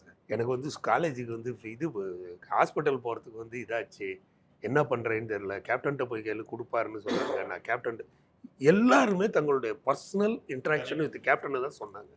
அந்தளவு அவர் ரொம்ப கிரேட்டுங்க. அதெல்லாம் நம்ம ஒரு ஒரு நிகழ்வு சொல்லணும், டைம் கொஞ்சம் ஆகும். இல்லை சொல்லுங்க. பட் என்னன்னா, ஒரு கிளவி ஒன்று இது கருப்பு நிலா ஷூட்டிங்கில், கருப்பு நிலா ஃபஸ்ட்டு பாட்டு எடுக்கிறோம். அது அந்த எம்ஜிஆர் பாட்டு மாதிரி நம்ம நீங்கள் நல்லா இருக்கணும் பேட்டர்னில் ஒரு சாங் பண்ணுவோன்ட்டு பாட்டு பண்ணுறோம். அதாவது நம்ம ஊர் தோட்டத்தில் ரோசா பூ பூத்திருக்கு தலைவனுக்குன்னு அந்த பாட்டு. நல்ல வெயில், ஊட்டிக்கு மேலே ஒரு எஸ்டேட்டில் ஷூட் பண்ணிகிட்டு இருக்கோம். ஒரு கிளவி, வயசான கிளவி வந்து நின்றுட்டு பார்த்துட்ருக்கு. இவர் அப்படியே குறுக்க போய் என்ன ஏன் வெயிலில் நிற்கிற, உன்னை பார்க்க தான் அப்படின்றது. ரொம்ப இயல்பாக ரெண்டு பேருக்கும் கான்வர்சேஷன். என்னை பிடிக்குமா உனக்கு அப்படின்னு கேட்குற, அதுக்காக நான் நிற்கிறேன் அப்படின்னு. சரி பார்க்குறதுக்கு வந்து உன் மகனுக்கு என்ன எடுத்துகிட்டு வந்த அப்படின்னாரு. சும்மா விளையாடாத நீ, நான் கொடுத்தா நீ சாப்பிடுவியா அப்படின்னு. என்ன எடுத்துகிட்டு வந்து, நீ எடுத்துகிட்டு வரலாம், என்னால் தானே சொல்கிறேன். நான் கொடுத்தா நீ சாப்பிடுவியா சொல்லு, உனக்கு என்ன வேணும்னு சொல்லு. எனக்கு கேப்பக்களி வேணும், கொடுப்பியா, நிஜமா அப்படின்ற அந்த கிளவி அப்படியே சீன் மாதிரியே இருக்குங்க. நான் பார்த்துக்கிட்டே நிற்கிறேன், நான் கூப்பிட போனவன் நின்றுட்டேன். சரி இது என்னடான்னு அந்த கிளவி சொல்லுது. சரி நான் போய் செஞ்சு வைக்கிறேன், நீ வருவியா, எங்கள் வீட்டுக்கு வந்து சாப்பிடுவியா. கண்டிப்பாக வருவேன், நான் 1 மணிக்கு உங்கள் வீட்டில் இருப்பேன், நீ கரெக்டாக ரெடி பண்ணி வைக்கணும்னு. இது காலைல கிட்டத்தட்ட ஒரு 10-10:30 நடக்குது. சொல்லிட்டாரு கேப்பகளி நான் சாப்பிட வரேன்ட்டார். கிளம்பி போயிடுச்சு கொஞ்ச நேரத்தில். நாங்களாம் மறந்துட்டோம், இந்த நிகழ்வே மறந்தாச்சு. நம்ம பாட்டுக்கு ஷார்ட்டில் இருக்கோம், இதில் இருக்கோம், அதில் இருக்கோம். கரெக்டாக ஒரு 12:30 வந்து தட்டுறாரு. அதான் நான் போயிட்டு வந்துடுறேன். ஆமாம், எங்கே கேப்டன் அப்படின்னு. நான் எங்கேன்னு கேட்குறேன், நமக்கு இந்த ஞாபகமே இல்லை. அந்த பாட்டிகிட்ட சொன்னோம்ல, பாவம் அது பண்ணி வச்சுட்டு வெயிட் பண்ணிகிட்டு இருக்கோம் அப்படின்னு. கேப்டன் பிரேக் பண்ணிக்கலாம், நானும் வரேன், எனக்கு ஆசையாக இருக்குன்னு. வாங்க வாங்க அப்படின்னோடனே போனேன் சார். அந்த வீட்டில் போய் குடிசை வீடு குண்டிஞ்சு போய் உட்காந்து அந்த பாட்டி கேப்டன் வராருன்னு சைடில் வேற ஒரே கூட்டம். இவரு கூட்டத்தெல்லாம் கண்டுக்க முடியாது. என்ன சாப்பிட வந்திருக்கேன், ஏன் நிற்கிறீங்க, கொஞ்சம் தள்ளி இல்லைங்க. நீங்கள் பார்த்தா எனக்கு கஷ்டமாக இருக்குது. இந்த நிகழ்ச்சியில் அழுகவே கூடாதுன்ற ஒரு முடிவில் வந்திருக்கேன். எனக்கு கேப்டன் பற்றி பேசினாலே நான் அழுதுருவேன். அந்த பாட்டிகிட்ட போய் சொல்கிறாரு. பாட்டி வந்து அந்த இதை எடுத்து கொடுக்குது. சாப்பிட்டுட்டு அந்த அம்மா கையில் ஒரு 1000 ரூபா பணத்தை கொடுத்துட்டு வெளில வராருங்க. அந்த அம்மா காசை வாங்க மாட்டேங்குது. நீ தானே கேட்ட, அம்மா எனக்கு சோறு என்ன, பையனுக்கு என்ன வச்சுருக்கேன்னு. பையன்கிட்ட போய் அம்மா காசு வாங்கலாமாங்குது. அது அவ்வளோ இது. இவரு காசை கொடுத்துட்டு குனிஞ்சு அதே மாதிரி வெளில வராரு. வந்து காருக்கு வராரு. என்னன்னு நம்ம சொல்ல முடியாது. அதாவது அவர் அதுமாதிரி அந்த அடிக்கடி நான் சொல்கிறது வந்து என்னென்னா, மனித நேயம்ங்கிறது வந்து கற்றுக் கொடுத்து வராது, படித்து வராது. அவர்கிட்ட வந்து அது இயல்பாகவே ஆரம்பத்திலேருந்தே வந்திருக்கு. இயல்பாக அவர் உள்ளுக்குள்ளே இருக்கிறது, உதவி செய்யணுங்கிறது. அதை விட பெரிய ஹைலைட் என்னன்னா, உதவி செய்யும் போது உங்கள் மனசு கோணக்கூடாதுன்னு நினைப்பார். இப்போ நம்ம ஒரு கலக்கத்தில் நின்னோன்னா அப்படியே போகும்போதே அப்படியே பார்த்துக்கிட்டே போவார். பார்த்துக்கிட்டே போயிட்டு அந்தாண்ட வந்து கேட்பார், ஏன் சம்பத்து டல்லாக இருக்காப்புல, என்ன பிரச்சனை தெரியலையே கேப்டன். நம்ம வணக்கம் வைக்கிறதுல கண்டுபிடிச்சிருப்பாரு ஏன் அவர் டல்லாக இருக்காருன்னு. வழக்கமாக இருந்த உற்சாகம் இல்லைன்னு. மெல்ல அவர் போய் கேட்க மாட்டார், நம்மளை அனுப்புவார். போய் கேளு, என்ன பிரச்சனைன்னு கேளு. என்ன காசு பிரச்சனை தான் இருக்கும் நமக்கு அந்த பீரியடில், என்ன இருக்கும், வாடகை கட்டல இதை கட்டலன்னு கேட்டுட்டு சாயந்தரம் போய் பையில் வைப்பார். போ வாடகை கட்டு, வந்து கேட்க மாட்டியான்ட்ட போ அப்படின்ட்டு போவார். அது உதவி செய்யும் போது கூட நேரடியாக நம்ம போய் கேட்டால் அவன் மனசை அது பாதிக்குமேன்னு நினச்சி அடுத்தவனை விட்டு கேட்க சொல்லி கொண்டு வந்து கொடுக்குறாருங்கும் போது நான் நிறைய இடத்துல இதை பார்த்துருக்கேன். இப்போ நம்ம ஈழத்தமிழர்கள் பற்றி பேசணுமே, அந்த போராட்டம் நடக்கும் போதெல்லாம் ஃபஸ்ட்டு கேப்டன் தான் 2 உண்ணாவிரதம் நடத்தினார் ஈழத்தமிழர்களுக்காக. உண்ணாவிரத போராட்டம் இது பண்ணார். அவர் ஆஃபீஸில் பார்த்தீங்கன்னா ஸ்டவ் அடுப்பு வரிசையாக அடுக்கி வச்சுருக்கும். மண்ணெண்ணெய் ஸ்டவ்வு, மூட்டையாக அரிசி, பாத்திரங்கள், பெட்ஷீட்டு, தலகாணி எல்லாமே இருக்கும். சிலோன்னு யார் வந்தாலும் எடுத்து கொடுப்பாருங்க. அதெல்லாம் எப்படி சொல்கிறேன், அதான் அவரோட இருந்ததெல்லாம் வந்து கடவுள் நமக்கு கொடுத்த ஒரு கிஃப்ட்ன்ற மாதிரி தான் நினைக்கிறேன் நான். நிறைய எமோஷ்னல் விஷயங்கள் வந்து கேப்டன் கிட்ட வந்துட்டே இருக்கும். ஸோ அதான் இவர் சொன்ன ஃபர்ஸ்ட்டு ஊமை விழிகள். அதுக்கப்புறம் திடீர்னு பார்த்தீங்கன்னா தழுவாத கைகள்னு ஒரு படம் பார்த்தேன். அது பார்க்கும்போது அவர் வந்து அவ்வளோ அது ஒரு ஆமாம் ஒரு 8 குழந்தைங்க நிறையா இருக்கிற மாதிரி 8 குழந்தைங்க அம்பிகாவும் வரும். சரி, அதுக்கப்புறம் கொஞ்ச நாளில் பார்த்தா நானே ராஜா நானே வந்து காமெடி. என்ன இப்படி ஒரு ஹீரோ இருக்காரு. இல்லை, இதுக்கு நடுவில் ஒரு படத்தில் வந்து ஒரு படத்தில் வந்து கமல் சார் ஹீரோ, அவர் கேமராமேனாக நடிச்சிருப்பார். மனசாட்சியும் மனக்கணக்கும் ஏதோ ஒரு படத்தில் வந்து ஒரு கேமராமேன் நடிச்சு ஒரு சின்ன கேரக்டர். அது வந்து அதுக்கு ஒரு எமோஷன் ஸ்டோரி இருக்கும், அது இருக்கும், அவ்வளோதான். அதில் கமல் சார் தான் கேமியோ. இவர் கேப்டன் கேமராமேனா லீட் ரோல். கமல் சார் வந்து டிரெக்டரா வந்து இல்லையா, அதில் ஃபுல் லென்த் கமல் வர மாதிரி கேப்டன் ஹீரோ, கேப்டன் கேமராமேனா அவருடைய படத்தில் ஒரு பாட்டு சொல்லுவார். அது வேற. இல்லை இந்த கேமராமேன் இது வந்து எனக்கு நல்லா தெரியும். அது ஒரு படம், அதில் வந்து கமல் சார் வந்து டைரக்டரா அதெல்லாம் யோசிக்கவே மாட்டாருங்க. அதாவது அப்படி இருந்ததுன்னு நம்ம வந்து செந்தூர பாண்டி விஜய் சாரோட போல்டாக இறங்கி கொடுத்தாரு. உடனே சூர்யா சார் கேட்டாருன்னு பெரியண்ணா. யாருக்குமே வந்து அவர் என்ன நம்ம இருக்குது, நம்மளை பண்ண போகிறோம் அவ்வளோதானே, இதில் என்ன அப்படின்னு. இன்றைக்கி வந்து அவங்க பசங்களுக்கு பண்ணணும் நம்ம கேப்டனுக்கு. ஏன்னா அவர் செஞ்ச அந்த இதுக்கு அப்படி ஒரு துணிச்சலும் அதே மாதிரி தான். டூப் போட்டே எடுத்தே கிடையாதுங்க இது வரைக்கும். இல்லை இவ்வளோ ஃபைட்ஸ் நான் எடுத்திருக்கேன் கேப்டனோட.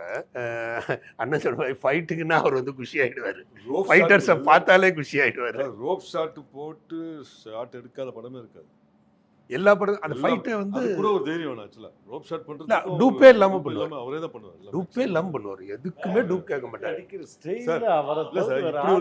இந்த லெக்ல இப்படி ஒரு கிக் அடிப்பாரு, அப்படியே திரும்பி அடிப்பாரு. அப்படியே கையை யூஸ் பண்ணாம கால்லே கேப்டன் அப்படின்னு ஸ்டண்ட்னு வந்துட்டாலே நான் வந்து லெக் ஷாட் தான் வந்து சொல்வேன். எங்க அப்பா வேற ஜெனரேஷன்ல இங்க வாங்க இனிமே கால் தான் பேசும் பாருங்க ஆமா. சொல்லியே எங்க அப்பா ஆர்வமா பாப்பாரு இவன் சொல்ற மாதிரி நடக்குதான் ஃபுல்லா நடுவுல அப்படி ஏறி செவுத்துல ஏறி அடிப்பாரு.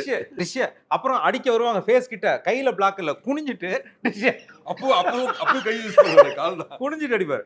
அதாவது டயலாக்காவே மக்கள் சொல்லுவாங்கல்ல லெஃப்ட் கால செவுத்துல வச்சு ரைட் கால அடிக்கிறது யாருடைய இது ஸ்டைல் அது அவருக்காக ஸ்டண்ட்ல பண்ண ஸ்டைல் தான். அதே மாதிரி வந்து இதுல கிக் பண்ணி அடிக்கிறது தமிழ்நாட்டுல தெரியாதவங்களோட kickboxer அவர்தான்.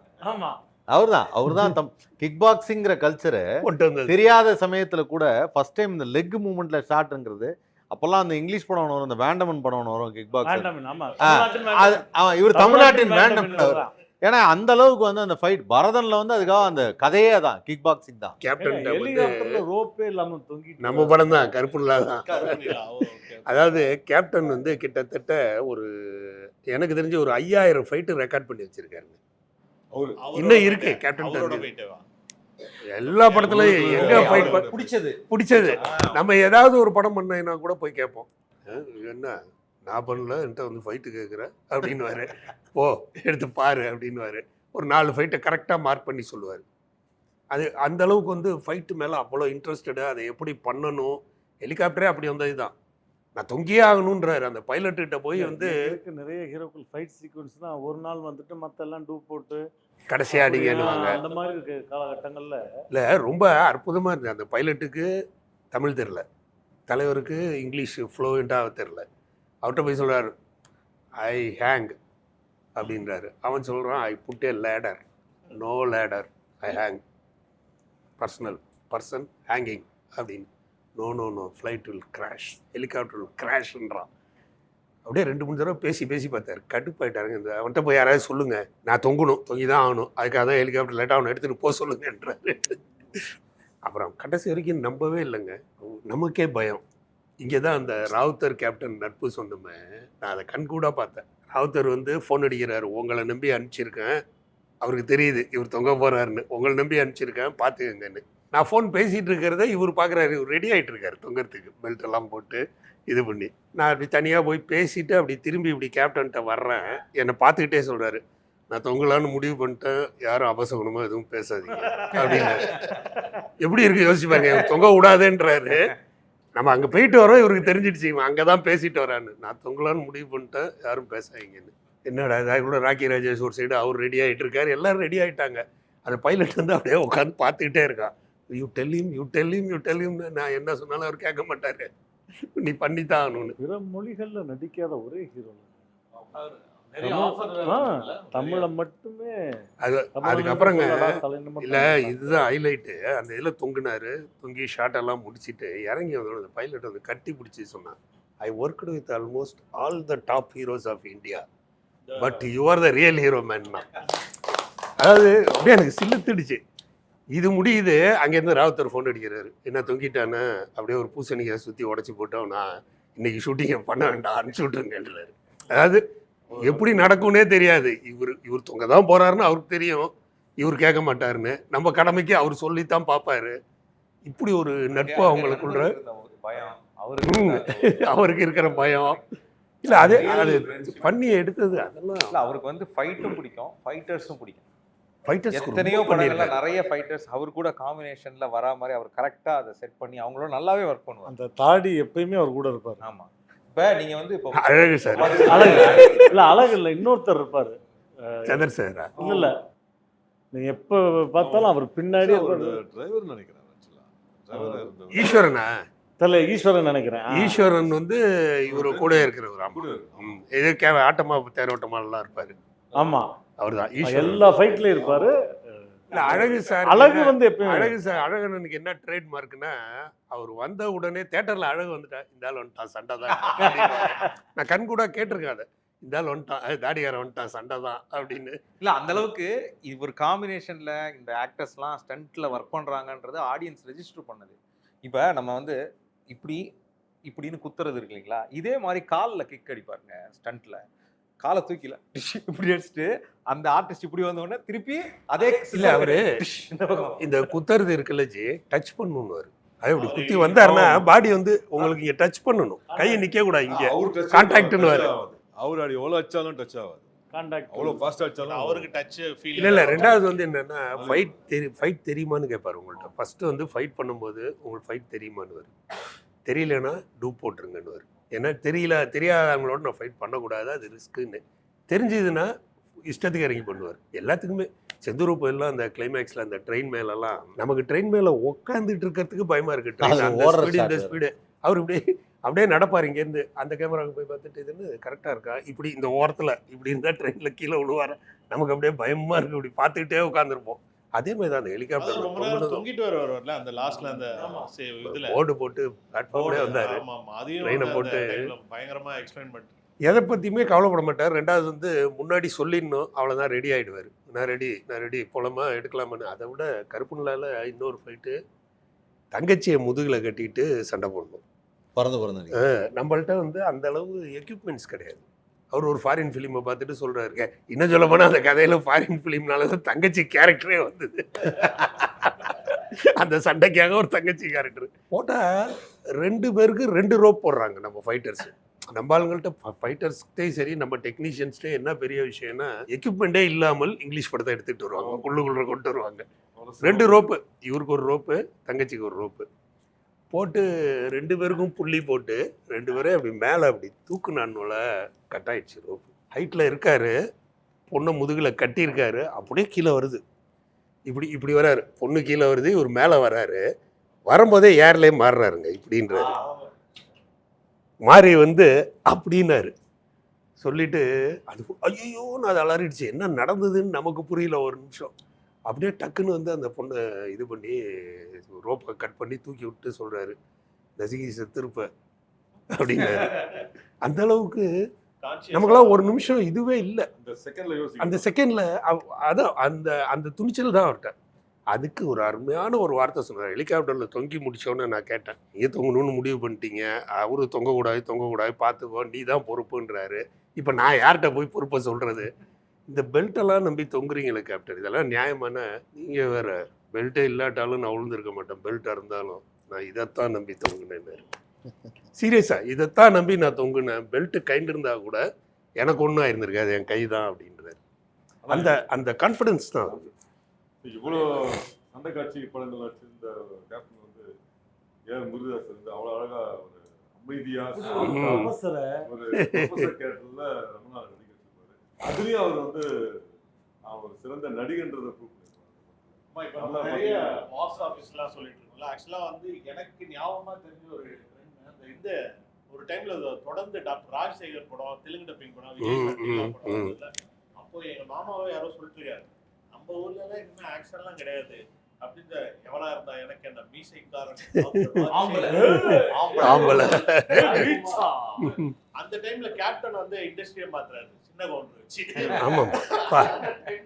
அது நல்லா தெரியுது. அந்த டைம்ல தமிழ் படமே ஓடாது. இல்லை, ஆர்வி உதயகுமார் சாரே ஒரு மேடையில் சொன்னார், கவுண்டர் வந்து கேப்டன் வந்து வேற ஒரு படத்தில் பயங்கரமான ஃபைட் சீக்வன்ஸ் நடிச்சுட்டு இருக்காரு. அன்னைக்கெல்லாம் ஒரே நாளில் 2-3 படங்கள் காலகட்டங்களில் ஃபைட்டுன்னா மேலே ஏறி தவி செவத்துல உருண்டு அடிக்கிற காட்சி, கட் பண்ணால் நைட்டு வந்து வேட்டி சட்டையை கட்டிட்டு அப்படி பவ்யமாக நடக்கிற காட்சியா. நல்லா தூக்கி போட்டு மிதிக்கிற மாதிரி சீனு வையாலாம் சும்மா வெள்ளை சட்டை வெள்ளை வெட்டி வச்சு நடக்க சொல்லிக்கிட்டு நைட்டு அங்கே சண்டை போட்டு வரேன், என்ன அப்படி நடக்க வச்சுக்கிட்டு இருக்கு அப்படின்னு கேட்டிருக்காரு. இல்லை சார், நீங்கள் இப்படி நடந்து வாங்க போதும். இவருக்கு கான்ஃபிடென்ட்டே இல்லாமல் பண்ண படங்கள் அதெல்லாம். சின்னக்க மட்டும் என்ன இப்படி வலிச்சு சீவி கேப்டன்னா அடிச்சு அப்படி பறக்க வேண்டாமா. ஆனா இவ்வளோ சாந்தமா அவ்வளோ அருமையான அந்த கருப்பு இந்த பிளாக் சாயில் மண்ணில் அப்படி அந்த இந்த இதை போட்டுக்கிட்டு ஒரு துண்டை போட்டு கீழே அப்படி நடந்து அந்த வானத்தை போல தெரிச்சுட்டாங்க. அந்த மாதிரி ஒரு இம்பாக்ட், அதுதான் அந்த ஒரு கரிஸ்மா. ஒரு ஆக்டர் வந்து எவ்வளோ கேரி பண்ண முடியும், ஆடியன்ஸை தன்னோட கட்டி போடுறதுக்கு அந்த அந்த இது இருக்கு இல்லைங்களா, அது ரொம்ப முக்கியமானது. எக்ஸ்பிரஷன்ல நம்ம கேப்டன் ரோபோ சார் சொன்ன மாதிரி இதனுடைய ஃபர்ஸ்ட் இது வந்து வைதேகி காத்திருந்தார். நாங்கள் ஊமையிலிகள் பண்ணிட்டு இருக்கோம் ஒரு சைடு, அந்த சைடு வைதேகி காத்துல ஒரு ரெக்கார்டே இருக்கு சார். என்னன்னா ஒரு வில்லன் ஹீரோவை அடிச்சு தூக்கி போட்டு போற சீன் ஒரே படம் வைதேகி காத்திருந்தால் மட்டும்தான். இல்ல அந்த கேரக்டர் பண்ணிட்டு வரும்போதெல்லாம் அவர் அடிச்சு ஆமா, ஆமா. வெள்ளிக்கிழமை ராமசாமி. வெள்ளிக்கிழமை ராமசாமி ஒரு ஹீரோவை ஒரு வில்லன் அடிச்சு தூக்கி கொண்டு போய் வீட்டுல அடிச்சு தூக்கி போற மாதிரி ஒரு சீன் இருக்குன்னா அது இது மட்டும் இல்ல விட்டு கொடுப்பாரு. அதுதான் சொல்றேன். அது எதுக்குன்றத நீங்க புரிய வைக்கணும், அவ்வளவுதான். அதுக்கு மேல அந்த கொஸ்டினே பண்ண மாட்டாரு. என்ன அதே மாதிரி ஒரு டைரக்டர் சொல்லிட்டாருன்னா எதா இருந்தாலும் நம்ம பண்ணணுங்கிறதுல ஸ்ட்ராங்கா நிற்பாரு, மறுக்கவே மாட்டார். இது ஏன் வேணும், உங்களை இவர் அறையணும் அப்படின்னா அரைங்க அப்படின்னுவார். அந்த மாதிரி ராதாரவி சார் வந்து இல்லை அது சொன்னோன்னே ராதாரவி சார் அந்த சீனை சொன்னார் என்கிட்ட. அந்த விதையை காத்திருந்தார் கிளைமேக்ஸில் வந்து அவர் அந்த அருவாள் வச்சு நிற்கணும். ஸோ தூங்கிட்டாங்க எல்லாம். எப்போ ஃபைட் வரும், எப்போ வரும், எப்போ எனக்கு ஸ்டார்ட், இது நேரம் எப்போ ஸ்டார்ட்னு கேட்டதான் எல்லாம் தூங்கிட்டாங்க, எல்லாம் பண்ணிட்டாங்க. ராதாரவி நல்லா டயர்டாகி தூங்கிட்டாரான். தூங்கிட்டு இருக்கும்போது எழுப்பினாங்க, சார் சாப்பிட்டு போயிட்டார், நீங்கள் வாங்க. என்ன சொல்கிறேன், இந்த நேரத்தில் நேராக போயிடணுன்னா அப்படியே நின்னார் விஜயகாந்த். அப்படியே நின்றுட்டு இருக்காராம். நின்றுட்டு இருந்தோன்னே ஏன் எல்லா சீனும் இப்படி ஷார்ட் ரெடின்னு தூக்க கழகத்தை வந்து இப்படி நிற்கிறாப்புல. அந்த ஷாட் அது அவ்வளோ நல்லா இருக்கும். அந்த அருவாள் வச்சு நிற்கிற ஷாட்டு அவர் வந்து இப்படி பார்த்து அந்த டைலாக் பேசணும். அவர் ஆல்ரெடி டெட்டு அந்த கேரக்டர்.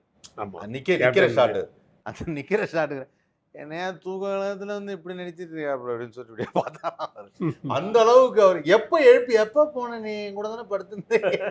அதான் சார், அவர் கேப்டனுக்கு ஒரு ஸ்பெஷாலிட்டி என்னன்னா, ஒரு நடிகர்களுக்கும் அவங்களுடைய அடையாளமாக மக்கள் மனசில் பதிஞ்சதில் கேப்டனுடைய கண்ணு. வந்து அந்த கேரக்டர் வந்து அப்படி நிற்கிறது, நின்னா பயப்படுவாங்க அப்படிங்கிற மாதிரி ஒரு கான்செப்டை கிரியேட் பண்ணுறது இருக்குல்ல, அது அப்படி கேப்டன் அப்படி அருவாள் வச்சு அப்படி நின்னா அப்படிங்கிற மாதிரி அந்த ஃபீலு. அதே மாதிரி அவருடைய கண் எல்லா படங்களையும் நீங்கள் வந்து ஒரு காலத்தில் புருவம் அப்படியே இது மவுண்ட் ரோட்ல ரெண்டு புருவமும் தூக்கும். மவுண்ட் ரோட்ல வரைவாங்க சார். வரையும் போது அந்த கேப்டனுடைய படங்களுடைய டிராயிங்ஸ் வந்து இன்னைக்கு ஸ்பெஷல். ஒரு படத்துலையும் அவருடைய அந்த லுக்கு, அந்த ஐஸ் தான். நாங்களாம் மிமிக்ரி ஆர்டிஸ்ட் தானே. மிமிக்ரி என் ஃப்ரெண்டு வந்து சொல்லுவான், மச்சி நீ மிமிக்ரி பண்ணாத, ஃபஸ்ட்டு கேப்டன் பண்ணுறதுக்கு முன்னாடி நீ எப்படி ப்ரிப்பேர் ஆகுன்னு அதை கேட்டு கேட்பான். அது சொன்ன ஒன்றும் இல்லை அப்படின்னு அந்த புருவம் எங்களுக்கு வந்துடும். ஆமாம், கண்டுபிட போகுது.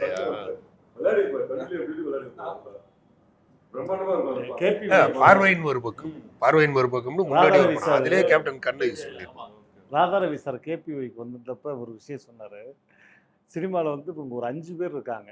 பாண்டியன், வாகை சந்திரசேகரன், எஸ் சந்திரன், கேப்டன் ராதாரவி. இவங்க 5 தூண்கள். எப்பவுமே எங்கே போனாலும் ஒன்றா போகிறது, ஒன்றா வர்றது. இப்போ ஒரு ஃபங்க்ஷனுக்காக கிளப்பின உடனே எல்லாரும் எல்லா வண்டியிலையும் கிளப்பிட்டாங்க. கடைசியில் ஒரே ஒரு அம்பாசிடரில் எல்லாரும் ஏறிட்டாங்க. பாண்டியனும் உள்ள திருச்சி ஏறிட்டார். ஏறிட்டு வண்டி கிளம்பும் போது அது என்ன ஹோட்டல் பேர்? சோலா. இல்லை அந்த ஹோட்டல் சாப்பிட்ட பேர் ஏதோ சொன்னார்ல. இல்லை இது அது போகிற இடம் எங்கன்னு பாண்டியனுக்கு சொல்லி கொடுத்துருந்தாராம். இல்லை அதான் அந்த ஹோட்டல் பேர் என்னன்னு தெரியல. அதை சொன்ன உடனே யாருக்கு தெரியல. அப்புறம் திரும்ப கொஞ்ச நேரம் ட்ராவல் பண்ணி போயிட்டு இருக்கும். தனியாக ஒரு வார்த்தை மட்டும் இல்லை முன்னாடி சீட்டில் கேப்டன் உட்காந்துருந்தான். இவர் ராதாரவி சார் சொன்ன பின்னாடி சீட்டில் இவர் வந்து இல்லை நம்ம பெரிய இடங்களுக்கு போகிறோன்னே ஒரு 5 ஸ்டார் ஹோட்டல் தெரிஞ்சுக்கணும் நீ சோலா. அது எப்படின்னே ஜோலா வாண்டேன் அப்படின்னு இவர் இதை சொல்லி முன்னாடி ட்ரைனிங் பண்ணிக்க. என்ன சொல்ல மாட்டேன் போகல சோலா சோலா சோலா சோலா அப்படின்னு சொல்லி ஒரு சவுண்டு கேட்டுக்கிட்டே இருந்திருக்கு. என்னடா எங்க இருந்துடா சவுண்டு கேட்குன்னு பார்த்தா நம்ம ஆள் விஜய் தனியாக பேசி சோலா சோலா அப்படின்னு. ஏன்டா இப்படி பேசிக்கிட்டு இருக்கேன்? ஆமாம் நீங்கள் 4 பேர் எல்லாத்துக்கும் தெரிஞ்சு போச்சு. நான் கடைசி வரைக்கும் பலப்படம் பண்ணாத சொல்ல முடியும். எங்கே வந்து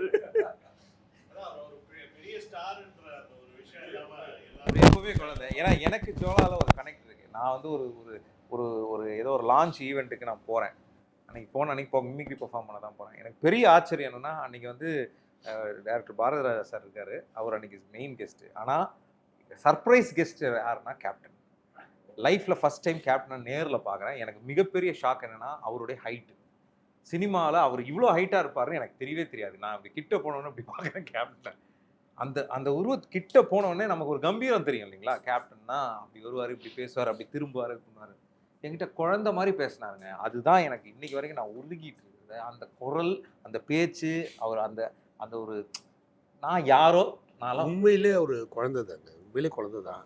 அண்ணன் சொன்ன மாதிரி ஒரு டைலாக், அண்ணன்ற தப்பா எடுத்துக்க, நான் வயசு பெரியவன் தான் மரியாதைக்கு சொல்றேன். ரோபோ அண்ணன் சொல்லும். ரோபோ அண்ணன் நீங்க சொல்லும் போது அதாவது அவருக்கு படங்குது. வயசு என்னடா இல்ல ஒத்துட்டீங்களா? அது உண்மையிலே வந்து அவர் குழந்தை தான். ஒரு டைலாக்கு உழவன்மன்ல 2 கேப்டன், இவர் ஒருத்தர் வில்லேஜ், அவர் போய் நல்லா படித்தவர் இதுன்னு. அவருக்கு ஃபர்ஸ்ட் டைலாக்கு வாட் ஹேப்பன் டு த ப்ரோக்ராம்னு மனப்பாடம் பண்ணுறாரு. வாட் ஹேப்பன் டு த என்னத்தா இவ்வளோ பெரிய இங்கிலீஷ்லாம் கொடுக்குறீங்க? சீரியஸாக அவர் சொன்னீங்க, எல்லாரும் இருக்காங்க, என்னத்தா இவ்வளோ பெரிய இங்கிலீஷு, இதை எதாவது தமிழில் போடுங்க அப்படின்னு. இந்த கேரக்டர் ஃபஸ்ட்டு பேசும்போது அப்படி பேசினா கேப்டன் கிளாப் அடிப்பானோ, என்ன இது என்னென்ன சொல்லி தொலைங்க அப்படின்ட்டு what happen to the program, what happen to the program.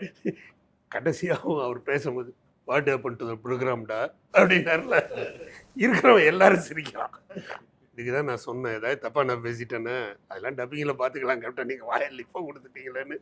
அந்தளவு வந்து இதை யாராவது செய்வாங்களா சொல்லுங்கள்? நம்மளை தனியாக அழிச்சுட்டு போய் அந்த டைலாக் வேண்டாம் கட் பண்ணுங்க சார். அவர் இருக்கிற லெவலில் இன்னைக்கே செட்டில் பல ஆர்டிஸ்ட் இந்த மாதிரி இங்கிலீஷோ டான்ஸ் சீக்வன்ஸோ ஏதோ இருந்தாங்க, செட்டை கிளியர் பண்ணுறாங்க சார். எல்லாரும் வெளியே போங்கன்றான். அவங்களுக்கு வந்து அந்த ஒரு இன்ஹிபிஷன் இருக்கு. இவங்கெல்லாம் நம்மளோட இது வரல அப்படின்றத தெரிஞ்சிடக்கூடாது. டான்ஸ் அப்படிதான் கேப்டன் வந்து டான்ஸ். அதுக்கு அவரே தான் ஒரு படத்துல சொல்லிட்டாரு, தமிழ்ங்கிறது கண்ணு மாதிரி, இங்கிலீஷ்ங்கிறது கண்ணாடி மாதிரி. உண்மை அது. ஆனால் மற்ற லாங்குவேஜ் சொன்ன மாதிரி மற்ற எந்த லாங்குவேஜ்லையும் நடிக்காத ஒரு ஆர்டிஸ்ட் அவர் தான் சார். அவருடைய அந்த அந்த குழந்தைத்தன்மை மக்கள் தமிழ்நாட்டில் இருக்கிற எல்லா மூலை முடுக்களையும் எல்லாரையும் பார்த்து அதை ஃபீல் பண்ணியிருப்பாங்க. அதாவது முத்தமிழ் கலைஞர் வந்து தவறிட்டாரு. அவர் ஒரு மிகப்பெரிய வந்து என்ன சொல்றது, அவர் பெரிய ஒரு என்ன சொல்றது, வாழ்ந்து ஆண்டு மக்கள் மனசுலையும் எழுத்துலையும் சரி அரசியலையும் சரி அவ்வளோ பெரிய அவரோட முதுமை, அந்த அந்த ஒரு அவருடைய இறப்பு அப்படிங்கிற ஒரு விஷயத்துல ஒரு நமக்கு ஒரு மௌனம் இருக்கும், அந்த ஒரு ஃபீல் இருக்கும், மௌனம் இருக்கும். ஆனா அந்த அந்த இறப்புல நான் அழுதது எங்க அப்படின்னா, அதுக்கான வீடியோல கேப்டன் அழுதாங்க, அதுல நான் உருகிட்டேன். அது என்னால ஒண்ணுமே பண்ண முடியல. ஏன்னா எனக்கு அது வந்து ரொம்ப அப்படியே குழன்னு ஆக்கிடுச்சு அந்த சம்பவம். அது அதாவது ஒரு என்ன சொல்றது, எனக்கு அது ரொம்ப எமோஷனலான ஒரு சம்பவம். அது நான் என் கண் முன்னாடி பார்த்தேன் அந்த கேப்டன், அந்த குழந்தை. என்னைய வந்து நான் அப்போ வந்து கேப்டனுடைய உடல் மொழி அப்படியே இருக்கும், மேடையில் ஏறினா அப்படியே டிட்டோ டான்ஸு கண்ணு. ஆக்சுவலாக வந்து அவர் நாக்கை கடித்து கண்ணை அப்படி உருட்டி ஆடுறதெல்லாம் ஆரம்பித்ததே வந்து கோயில் காலையிலேருந்து தான். அதில் தான் வந்து அந்த கனகாவோட அந்த சில்மிஷம் பண்ணும்போதெல்லாம் அப்படிங்கிறது அப்படின்லாம் அந்த ஸ்டைல் கொண்டு வந்தது. அதை நம்ம பண்ணி தான் அதுக்கப்புறம் எல்லா இடத்துலையும் கேப்டன் மாதிரி பேசுங்க, கேப்டன் மாதிரி பேசுங்கம்பாங்க. எனக்கு நடந்த ஒரு 2 சம்பவம் வந்து அப்போது இடையில டைமண்ட் பாபு சார் வந்து என்னை கூப்பிட்றாரு, நாளைக்கு கேப்டன் ஆஃபீஸில் ஒன்று, அப்போ வந்து கலக்கப்போகுது யார் வந்த பீரியடு, கேப்டன் ஆஃபீஸில் உங்களை கூப்பிடுவாங்க, போய் என்னன்னு கேட்டு வந்துருங்க. எனக்கு அல்ல சாப்பாடு உள்ளே இறங்கலை. அத்தாடி அத்தான் நான் போச்சு. ஏன்னா அவர் வீடு என் வீடு பக்கத்தில் திரும்பினா அங்கேருந்து அவர் கத்தி கூப்பிட்டாலே நான் ஓடியாந்துருவேன், அவ்வளவு கிட்டக்க வீடு. கேப்டன் கூப்பிட்றாரு, என்கிட்ட தனிப்பட்ட முறையில் சொல்லிட்டாரு, ரோபோ வர சொல்லுங்கன்ட்டாரு. அப்படின்னா ஆஃபீஸுக்கு போகலாமா, எங்கே வீட்டுக்கு போவோமா, எங்கே போய் அடி வாங்கலாம், யாருக்கு தெரியாமல் அடி வாங்கினா எங்கே வாங்கலாம் அப்படின்லாம் யோசிச்சுக்கிட்டு இருக்கேன். ஆனால் அவர் வந்து அடுத்த நாள் மீச ராஜேந்திரனை கூப்பிட்டு, அங்கே தான் அவருடைய பெருந்தன்மையை நம்ம பார்க்குறோம். இப்போ அவர் நினச்சா கூப்பிட்டு, இந்த மாதிரிலாம் என்னை மாதிரிலாம் பேசுகிற மாதிரி இப்போ பண்ணாதப்பா, நிறைய மேடையில் நான் பார்த்துட்டேன், பசங்கள்லாம் ரொம்ப கொந்தளிச்சு போயிருக்காங்க, கேப்டன் உங்களை மாதிரி பேசுகிறாரு, ஆடுறாரு, வைக்கிறாரு, அப்படி அவர் சொல்லலை. இந்த பையன் நல்லா பண்ணுறான்டா, யார் ரூபோ சங்கர் தான் டிவிலெலாம் பார்க்குறேன், நல்லா பண்ணுறேன், என்னைய மாதிரியே ஃபுல்லாக பண்ணுறான்டா, அதை கொஞ்சம் குறைச்சிக்க மட்டும் சொல்லு, மற்றபடி நல்லா பண்ணுறான்னு சொல்லு, ஆஃபீஸுக்கெலாம் வர வேணான்னு சொல்லு அப்படின்ட்டார். அப்போத்தான் எனக்கு அவ்வளோ சந்தோஷமாக இருந்துச்சு. அவர் உடம்பு சரியில்லாதப்போ அடிக்கடி எப்படியாவது ஒவ்வொரு முறையும் போய் பார்த்துடுறேன். ஒரு லாஸ்ட்டு 2 டைம்ஸ் பார்க்கும்போது ஃபோட்டோ மட்டும் எடுத்துகிட்டு வந்துட்டேன். அப்புறம் இறக்கிறதுக்கு 2 வருஷத்துக்கு முன்னாடி போகும்போது அப்புறம் அண்ணிட்ட சொல்லி பக்கத்தில் உட்காந்தேன். அப்புறம் தம்பி அவங்க தான் விஜய் பிரபாரனும் சமூக பாண்டி தான் கூப்பிட்டு போய், அப்பா பக்கத்தில் இந்த ஃபோட்டோ எடுங்க அப்படின்னாங்க. போன உடனே அவங்க கூப்பிட்டு சொல்கிறாங்க, அப்பா ரோபோ வந்திருக்காரு அப்படின்னாரு. அப்புறம் அண்ணி கூப்பிட்டு, உங்களை மாதிரியே பேச வரல, ரோபோ சங்கர் வந்திருக்காரு பேச சொல்லுன்னாரு. நான் அவரை மாதிரி அப்படி பேசினோடனே நான் கையை இங்கே வச்சுருக்கேன், அவர் கையை அப்படியே தேடி என் கையை பிடிச்சிட்டாரு. பிடிச்சி அப்படியே நெஞ்சில் வச்சுக்கிட்டு எடுக்கவே மாட்டேன்ட்டாருங்க. கண்ணிலேருந்து கண்ணீர் வருது அவருக்கு. எனக்கு அந்த இடத்த விட்டு எந்திரிக்க மனசே இல்லை. கையை நம்மளா உருவக்கூடாதே, சரி கேப்டனுடைய இதயத்தில் நம்ம இருக்கமே அப்படின்ற மாதிரி ஒரு ஃபீல். அப்படி கையை வச்சு அணைச்சிக்கிட்டு அப்படின்னாரு. அது வந்து ஃபேமிலியோடு போயிருந்தோம். ஃபேமிலியோட ரொம்ப ஒரு அட்டாச்மெண்ட்டான ஒரு ஃபேமிலி அவங்க. அது மறக்க முடியாத ஒரு நிகழ்வு. யாருமே வந்து ஒரு மீடியால வந்து சின்ன ஆளு பெரிய ஆளுன்னு அது வந்து நான் போயிருக்கேன். அப்போ வந்து ரொம்ப ரொம்ப சின்ன மீடியாலாம் அப்போ வரவே இல்லை. ரொம்ப அது வந்து ஒரு குரூப்பான இன்டர்வியூலாம் நம்ம இதெல்லாம் போவோம்ல. அப்போ வந்து இன்டர்ன் மாதிரி தான் இருந்தேன் ஒரு ஃபிலிம் கோர்ஸ் படிக்கும்போது. ஸோ அப்போ வந்து அவர் வந்து ஒரு இன்டர்வியூ வந்து அவருக்கு தெரிஞ்சவங்க மூலமாக வந்து ஒரு குரூப்பாக வந்து ஸ்டூடெண்ட்ஸோட இன்டர்வியூ பண்ணுறேன் அப்படின்னு ஒரு அக்செப்ட் பண்ணேன். சரி, அவர் வந்து எங்கே இருக்காருன்னா நடிகர் சங்கம்ல இருக்காரு. நம்ம அப்போ அவர் நடிகர் சங்கம் தலைவராக இருக்கும்போது நான் போனால் வந்து அந்த டைமில் தான் நீங்கள் சொன்ன இந்த ஸ்ரீலங்கன் ப்ராப்ளமோ காவேரி ப்ராப்ளமோ இருக்கும்போது அவர் வந்து இன்டர்வியூ கேன்சல் பண்ணார். இந்த டைமில் வந்து பண்ணால் நல்லா இருக்காது அப்படின்னு சொல்லிட்டு அவர் வந்து நாங்கள் எல்லாமே ஸ்டூடெண்ட்ஸ் தானே அப்படின்னு சொல்லிட்டு அவர் வந்து நம்ம நார்மலாக என்ன எக்ஸ்பெக்ட் பண்ணுவோம், யாராவது வந்து வெளியில் வந்து கேப்டன் இப்போ பிஸி, இந்த பிரச்சனை அது இதுன்னு சொல்லிட்டு அவரே வந்து இது நீங்கள் சொன்ன மாதிரி இன்னொரு நிகழ்வு இந்த கருப்புநிலா படத்தில் தான் அதே சாங் தான். அந்த கிளவி கதை சொன்னேன், அதே சாங் தான். அந்த சாங்கில் வந்து வாலி சார் எழுதியிருந்தார், கையில்லாத முடவருக்கெல்லாம் கைகள் நாமாவும், கால் இல்லாத கால்கள் நாமாவும், பார்வை இழந்த குருடருக்கெல்லாம் பார்வை நாமாவும் அப்படி எழுதியிருந்தார். நான் என்ன சொன்னேன் கேப்டன்ட்ட, கேப்டன் நம்ம பண்ணுற மாதிரி வந்து கண்ணாடி கொடுக்கறது, சைக்கிள் கொடுக்கறது, அந்த மாதிரி சீன் பண்ணிடலாம் கேப்டன், அதுமாதிரி கொடுக்குற மாதிரி எடுத்துடலாம் அப்படின்னு. கொடுக்குற மாதிரி இல்லை, கொடுக்குறோம், அதை எடுக்கிறோன்னாரு. கொடுக்குறோம் அப்படின்னாரு. எம்ஜிஆர் ஸ்கூலில் நான் ஃபிக்ஸ் பண்ணுறேன்னாரு. ஃபோன் பண்ணி ஃபிக்ஸ் பண்ணிட்டாரு எம்ஜிஆர் ஸ்கூலில். அதே மாதிரி அது ஒரு ஃபங்க்ஷனாக கண்ணாடி எல்லாமே கொண்டு வந்து வச்சு அந்த பசங்களுக்கு கொடுக்கறதுக்கு இவர் வந்திருக்காருன்னு எப்போ அப்போ தலைவர் இல்லை. தலைவர் வந்து அமரர் ஆகிட்டார். ஜானகி அம்மா இருக்காங்க. ஜானகி அம்மா வர்றாங்க, கேப்டன் வந்திருக்காருன்னு மரியாதை நிமித்தமாக பார்க்க வராங்க. வந்தோடனே இவர் போய் கையை கட்டிட்டு நாங்களே எல்லாரும் பக்கத்தில் போய் நின்றுட்டோம். நின்னோன்னே அந்த அம்மா சொல்லுது, உழவன்மான்னு சொல்கிறாங்க, தம்பி நீ ஒரு படத்தில் இந்த வண்டி ஓட்டிட்டு பாட்டு பாடிட்டு வருவார், என்னமோ இந்த நெல்லெல்லாம் பற்றி பாடுவிய, அந்த படத்தை தான் கேசட்டை ஐயா போட்டு போட்டு பார்ப்பாங்க, பார்த்துட்டு இந்த தம்பி என்ன மாதிரியே பண்ணுறான்னு சொல்லுவார். அவர் சொல்லியிருக்காரு, இந்த தம்பி வந்து என்ன மாதிரியே பண்ணுறான், சண்டையெல்லாம் என்ன மாதிரியே பண்ணுறான், உடம்பு அப்படின்றாரு. இவருக்கு கண்ணில் தண்ணி வருதுங்க. ஏன்னா இவர் எம்ஜிஆர் ரசிகர். கேப்டன் வந்து தீவிர எம்ஜிஆர் ஃபேனு. கலைஞரோட இது அரசியலில், இங்கே வந்து தீவிர. அடுத்த வார்த்தை அந்த அம்மா சொன்னது, இது அரசியலாக என்னன்னு எனக்கு தெரியாது, இருந்தாலும் பரவாயில்ல, நான் சொல்ல கடமைப்பட்டிருக்கேன். ஐயா இருக்கும் போது நீங்கள் வராமல் விட்டுட்டீங்க தம்பி, வந்திருந்தா உங்களை தான் வாரிசுன்னு சொல்லியிருந்து பாருங்க. இதே வார்த்தையாக அந்த அம்மா சொன்னி நான் பக்கத்தில் நிற்கிறேன், என்ன வேணும் உனக்கு, நான் என்ன கொடுக்கணும் அப்படின்றாங்க. நாங்கள் எங்களை கேட்குறாரு என்ன சொல்லணும் அப்படின்னு. இந்த எம்ஜிஆர் வீட்டை உள்ற பார்த்தா இல்லை கேப்டன், உள்ற ஒரு ரவுண்டு அடிக்கிறோம் அவர் சொல்லி உள்ற போய் அன்றைக்கி தான் பார்த்தோம். பார்க்கும்போது அவர் எப்படி வாழ்ந்தாருன்னு யோசித்தோன்னா, ஒரு சாதாரண நம்ம படங்கள்லாம் ஒரு ஜமீன்தார் வீடுன்னு காட்டுவோம்ல, எனக்கு அங்கே போனோடனே எம்ஜிஆர் உங்களை தோட்டத்துக்கு கூப்பிட்றாருன்னு சொன்னோடனே ஒரு பயம் வரும்ல, உங்களுக்கு இருந்த பயம் எனக்கு அந்த பயமே போயிடுச்சு. இதுதான் தோட்டமா அப்படின்ற அளவு அவ்வளோ சிம்பிளாக வாழ்ந்திருக்காருங்க. ஒரு சாதாரண நம்ம பண்ணையார் வீடு காட்டுவோம்ல, அந்த அளவு தான் அவர் வீடு எம்ஜிஆர். ஆனால் தோட்டம்னு அந்த அளவு மக்கள் மனதில் வந்து அவர் ரீச் ஆகிருந்திருக்கு. கேப்டன் எக்ஸ்பிரஷன்ஸில் 2 கான்ட்ரா நம்ம வச்சு பார்க்கணும். இப்போ அந்த நாக்கு கடிச்சாரு, அந்த கோயில் காலையிலேருந்து வந்தது இல்லையா, ஒரு அழகான ஒரு மெலடி சாங், ஹீரோ ஹீரோயினுடைய நெருக்கமான பாட்டு, குங்குமம் மஞ்சளுக்கு இன்று ஆர் சுந்தரராஜன் எங்க முதலாளி படம். அதுல என்னாலும் இன்பம் ஒரு கோடி, ஏசுதாஸ் பயங்கரமா அணுக்கமா பாடியிருப்பாரு. அதுக்கு அந்த கொஞ்சல் சீட்ல கேப்டன் அதுக்கு அவரோட ரியாக்ஷன்ல ஒண்ணு பண்ணிருப்பாரு பாருங்க, என்னாலும் இன்பம் அங்க கேப்டன் நின்னுறாரு அவரு. அதாவது அவரு கோபத்துல மட்டும் நாக்க கடிக்கிறாரு, அதை இப்ப நம்ம அழகா பண்ணுவாங்க. சந்தோஷத்துலயும் நாக்க தான் திருத்துவாரு. வந்தோடனே பார்த்தோன்னே அப்படின்னு காலையில் நுழைஞ்ச உடனே ஸ்பாட்டுக்கு வந்தோடனே எல்லாரையும் பார்த்தேன் அப்படின்னுவாரு. அது அவருக்கு இயல்பாகவே போன ஒரு விஷயம், அந்த நாக்க துருத்துறது. இப்போ இந்த எக்ஸ்பிரஷன் இருக்கா, இதுல நான் இன்னும் ஒரு சட்டிலான ஒரு சரியான ஒரு எக்ஸ்பிரஷன் இருக்கு பாருங்க. அதாவது தியேட்டர்லலாம் அதெல்லாம் வந்து க்ளோஸில் வச்சாங்கன்னா கூஸ் பம்ப்ஸ் தான். இப்போ கேப்டன் பல படங்களில் உள்ள ஏதோ ஒன்று கேட்டுட்டு போவார், நான் உள்ளே போகணும் அப்படின்னு வர ஒன்றும் இல்லை. அவங்களாம் இல்லை, அதெல்லாம் இப்போ போக முடியாது, இப்போ எல்லாம் அலோவ் பண்ண மாட்டோம், ஏதாவது ஒன்று சொல்லுவாங்கல்ல. அதுக்கு வெறும் ஒரு லுக்கு மட்டும் அந்த ஆளை மேலே கீழே பார்ப்பாரு பாருங்க, வெறும் க்ளோஸில் ஒரு லுக். அந்த லுக்லயே தலைவர் ஏதோ ஒன்று பண்ண போறாரு. வண்டி வந்து இடிக்க போகுது, இல்லை ஏதாவது முடிய போகுது. புலனி சாரணில சொல்லுவாங்கல்ல, தர்மம் இல்லை இல்லையே அப்படின்ட்டு அந்த மேலே கீழே ஒரு லுக்குங்க.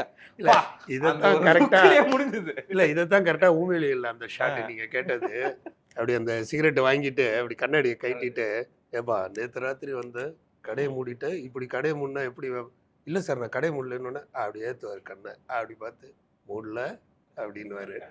அது அப்படியே அந்த நமக்கு அந்த அதிர்ச்சி அது அந்த ஒரு ஷாட்டு கொடுக்கும். அந்த மாதிரி அவரு கண்ணு பெரிய அட்வான்டேஜுங்க. அந்த ஃபிளாஷ்பேக் சீன்ல அந்த ரூம்ல போய் கேட்பாரு நம்ம விஜயன் சார் கிட்ட. அவர் சொன்ன உடனே அந்த கண்ணை மேலே கீழே பார்த்து நேராக வந்து தாப்பால போட்டுட்டு அடுத்து தோம் சோப்புனா அடிச்சு ஃபோன் வேற கொடுப்பாரு. 10 நிமிஷம் நீ யாருக்கு வேணா போ. ரமணால இன்னொரு டைலாக் கூட, இந்த ஆஸ்பத்திரியில் எல்லாம் கட்டினதுக்கப்புறம் எல்லா டாக்டரும் கடைசியில் ஒன்று சொல்லுவாங்களே, அது ultimate. வழக்கமா ரொம்ப ஓரப்படுவாரு. அது அந்த ஒரு ஒரு லிமிட்டா pass பண்ணிப்பாரு. விட்டு அந்த லிமிட்டா நாக்க பண்ணிப்பாரு. அப்படின்பாரு. ஐயோ, அதாவது அவருக்கு ஒரு யூனிக்னஸ். அந்த அது என்ன டைலாக், வக்கீல்கிட்ட லாயர்கிட்ட பொய் சொல்லக்கூடாதுன்னு சொல்லுவாங்க. ஆனா நீங்க டாக்டர்கிட்டயும் போய் சொல்லக்கூடாது. அதுதான் அதான் வக்கீல்கிட்டையும் டாக்டர்கிட்டையும் போய் சொல்லக்கூடாது. எவ்வளோ வேணா செலவு பண்ணா எவ்வளோ வேணா கொடுக்கலான்னு சொல்லக்கூடாது. அதை மட்டும் உங்கள்கிட்ட சொல்லிடக்கூடாது அப்படின்னாரு. ஏன்னா அவருக்கு ஒரு யூனிக்னஸ். ஏன்னா ஒரு நடிகர் வந்து ஒரு திரையுலகில் மக்கள் மனசுல பதியணும் அப்படின்னா அவங்களுக்கு ஒரு ஸ்பெஷாலிட்டி இருக்கணும். என்னன்னா அவங்களுடைய உடல் மொழி, அவங்களுடைய வாய்ஸ், பேசுகிற விதம், அப்புறம் அந்த கழுத்து, இந்த மாதிரி இடங்கள்லாம் அவங்க எப்படி யூஸ் பண்ணுறாங்க. கேப்டனுக்கு அது கண்டிப்பாக உண்டு. அதனால தான் அவருடைய டான்ஸ் மூவ்ஸ் பண்ணுவான், அவருடைய ஃபேஸ் எக்ஸ்பிரஷன்ஸ் பண்ணுவான், அவர் வாய்ஸ் பண்ணுவான். ஏன்னா அது ஒரு தனித்துவம். இப்போ சூப்பர் ஸ்டார் அப்படின்னா அவருக்கு வாக்கில் இருந்து கை வைக்கிறது எல்லாமே ஒரு தனித்துவம். அந்த தனித்துவம் கேப்டனுக்கும் உண்டு. அது வந்து ரொம்ப ஸ்பெஷல். அவர் திரும்பினா எப்படி திரும்புவார்னா உடம்பு திரும்பி கழுத்து திரும்பும் அப்படி. அது வந்து அதாமா டேர்னிங் வந்து எப்பவுமே அவரது டிஃப்ரெண்ட் தான். அந்த ஃபுல் பாடி திரும்புறதுன்னு ஒன்று இருக்குல்ல, அது போலீஸா நடிக்கும் போதெல்லாம் சில சமயம் வந்து இந்த பக்கம் ஒரு கேரக்டர் வந்து பேசலாம் அப்படின்னு இருப்பாரு. நீ எதுக்குடா சொன்ன, நீ எதுக்குடா சொன்ன அப்படின்னு ஒரு ட்விஸ்ட் ஒன்று கொடுப்பாரு. அது நல்லா இருக்கும். Right and left and you turn தான் எல்லாம். அந்த சில்மிசத்துக்கு மட்டும் ஒரு கண்ணை உருட்டுவாருங்க. அப்படின்னா அதுக்குள்ள அவ்வளவு விஷயங்கள் போயிட்டு வந்துடும். இது வந்து வேஷ்டி கட்டி பண்ணும்போதும் ஃபிட் ஆகுது, கோட்டு போட்டு பண்ணும்போதும் கேப்டனுக்கு ஃபிட் ஆகுது பாருங்க. அதை யோசிச்சு பாருங்க. கோட்டு போட்டுக்கிட்டு அப்படின்னாருன்னா நமக்கு அந்த ஃபீல் வந்துடும், ஏதோ செய்ய போறாரா அப்படின்னு. இதில் சொல்லும்போது கோட்டு போட்டோம்னு சொன்னேன். இந்த கேப்டன் வாரனில் ஒரு ஷாட்டு, அது மாதிரி ஒரு லைவான ஒரு ஷாட் எங்கேயாவது இருக்கு, பார்த்துருக்கவே முடியாதுன்னு லியாக்கத் அலி கான் டைலாக் இருப்பார்ல, அந்த கலெக்டர் ஆஃபீஸில் வந்து சொல்லுவாங்க, ஸோ நீங்கள் பிடிச்சிருந்தா எங்கள்கிட்ட சொல்லியிருக்கணும், சொல்லியிருந்தா என்ன பண்ணியிருப்பீங்க, நாங்கள் ஆக்ஷன் எடுத்திருப்போம், கிழிச்சிருப்பீங்க. அந்த டைலாக் அதாவது என்னன்னா அவ்வளோ நேச்சுரலாக இருக்கும். அந்த ஷாட் பார்க்கறதுக்கு இந்த யானை தந்தெல்லாம் பிடிச்சி நீங்கள் பேர் வாங்கணும்னு நினைக்கிறீங்களா அப்படின்னா உடனே அவர் சொல்லுவார், நீங்கள் சொல்லியிருந்தா என்ன பண்ணியிருப்பீங்க, நாங்கள் ஆக்ஷன் எடுத்திருப்போம், கிழிச்சிருப்பீங்க, லீகலுக்கு லீகல், இல்லீகலுக்கு இல்லீகல். அது சொல்றது அவ்வளோ கேஷுவலாக பண்ணாரு. ஒரு கோவமான ஒரு ஆக்ஷன் ஹீரோ அப்படிங்கிறதுல வெறும் ஆக்ஷன் மட்டும் இல்லை, இப்போ உங்களுக்கு ஒரு உக்கிரமான சீன்ல நீங்க வசனங்களை நறுக்குன்னு தமிழ்ல பேசணும். எங்க ஸ்ட்ரெஸ் எங்க பாஸ். நடிகர் திலகம்னா அந்த டயலாக் உச்சரிப்பு இருக்கு மாதிரி கேப்டனுக்கு கோர்ட் எவ்வளோ கோர்ட் ரூம் டிராமா அவர் பேசின பேச்சு. கேப்டன் 15 நிமிஷம் கோர்ட்டு அப்படியே பேசுவார். அந்த அந்த அந்த சீக்வன்ஸ் எல்லாம் வந்து நின்னதுக்கு காரணம் அந்த நடிகர் கேரி பண்றது தான். இப்போ பராசக்தியில நடிகர் திலகம் நிற்கிறாரு, அந்த வசனம் பேசுன மாதிரி. அந்த இதுல இன்னொரு விஷயம் தெரியுங்களா, கேப்டன் ப்ராம்ப்டே வாங்க மாட்டார். ப்ராம்ப்டே வாங்க மாட்டார். ஃபுல் டைலாக் அப்படியே மைண்டில் ஏற்றிக்குவார், பரபரவா மைண்டில் ஏற்றிக்குவார், கரெக்டாக பேசுவார். எங்கேயும் இதுவே ப்ராம்ப்டே கிடையாது.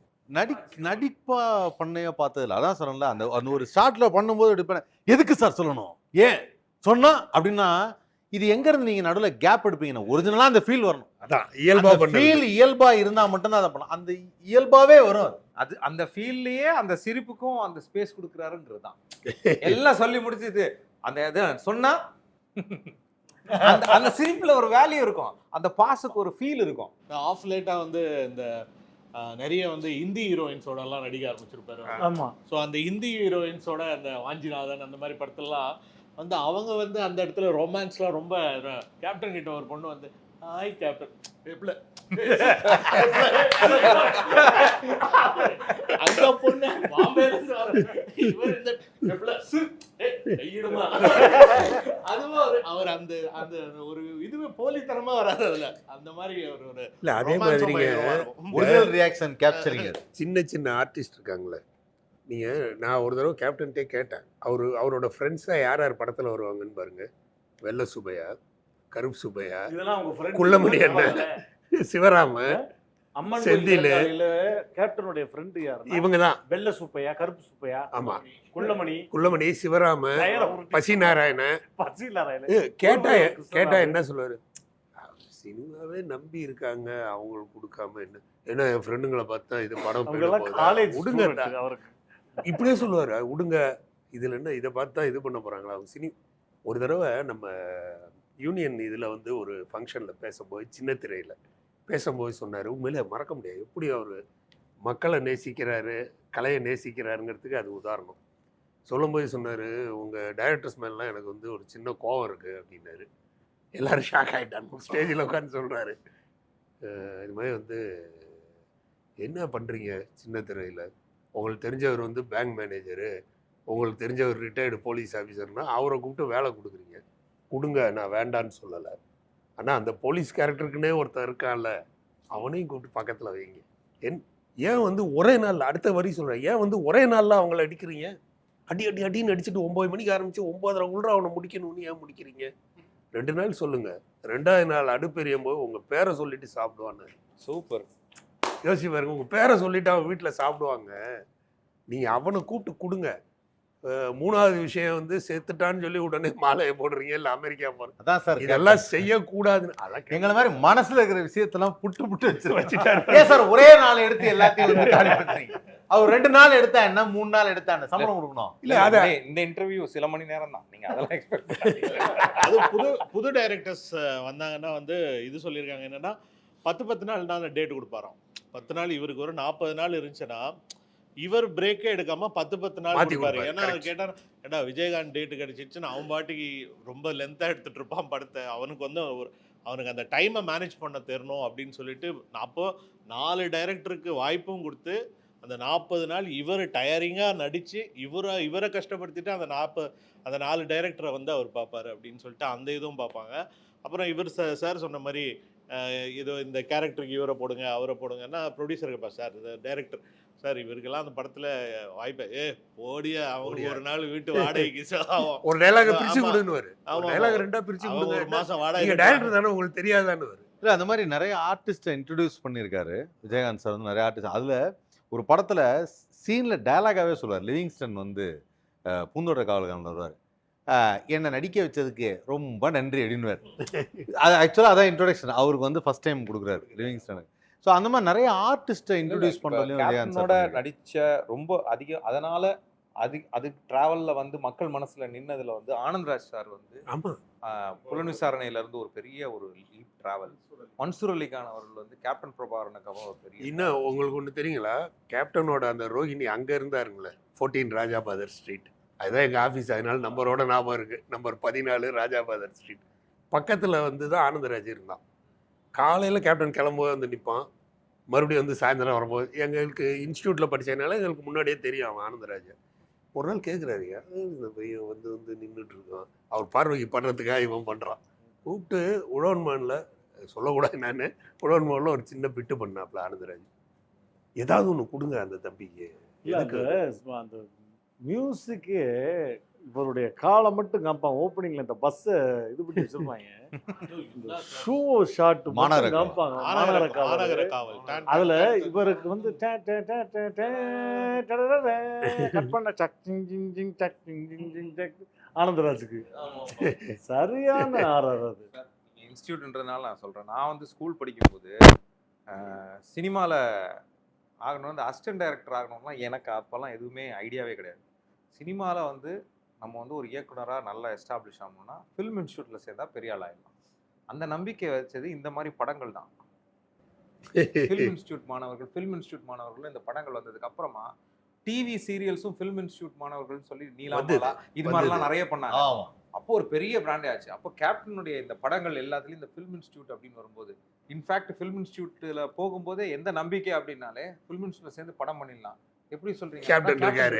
கேப்டன் உண்மை அது. அங்க போய் கதை சொல்லலாம், அது பிச்சு ஆகுன்ற ஒரு கான்ஃபிடன்ஸ் லெவல் அந்த காலகட்டத்தில் ஃபில்ம் இன்ஸ்டியூட்டுக்கு ஒரு இல்ல அவர் கொடுத்தாரு. ஃபிலிம் இன்ஸ்டியூட் ஸ்டூடெண்ட்ஸ் கொடுத்தாரு. செந்தூர பாண்டி தானே. ஆமா, அதுதான் அவர் சொன்னார். ஸோ செந்தூர பாண்டி அதாவது அவங்க அப்பாவே நிறைய முறை மேடையில் சொல்லியிருக்காரு. அதாவது நான் வந்து செல்லம்மா விஜயின் தான் கூப்பிடுவேன். நிறைய படங்கள்ல என்னுடைய பிள்ளைக்கு வந்து சரியான ஒரு வாய்ப்பு இல்லாம போனப்ப நான் விஜய்க்கு ஃபோன் பண்ணி உன்னை பார்க்கணும் அப்படின்னு என்ன ஏதுன்னு கேட்காம பிள்ளை அடுத்த 10வது நிமிஷம் வீட்டு வாசல்ல வந்து நின்னுச்சு.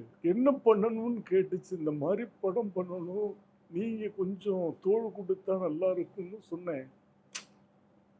உடனே அந்த படத்துல வந்து 5 பைசா வாங்காம நடிச்சு கொடுத்து என் பிள்ளைக்கு ஒரு மிகப்பெரிய வெற்றியை கொடுத்தவர் வந்து கேப்டன் தான்.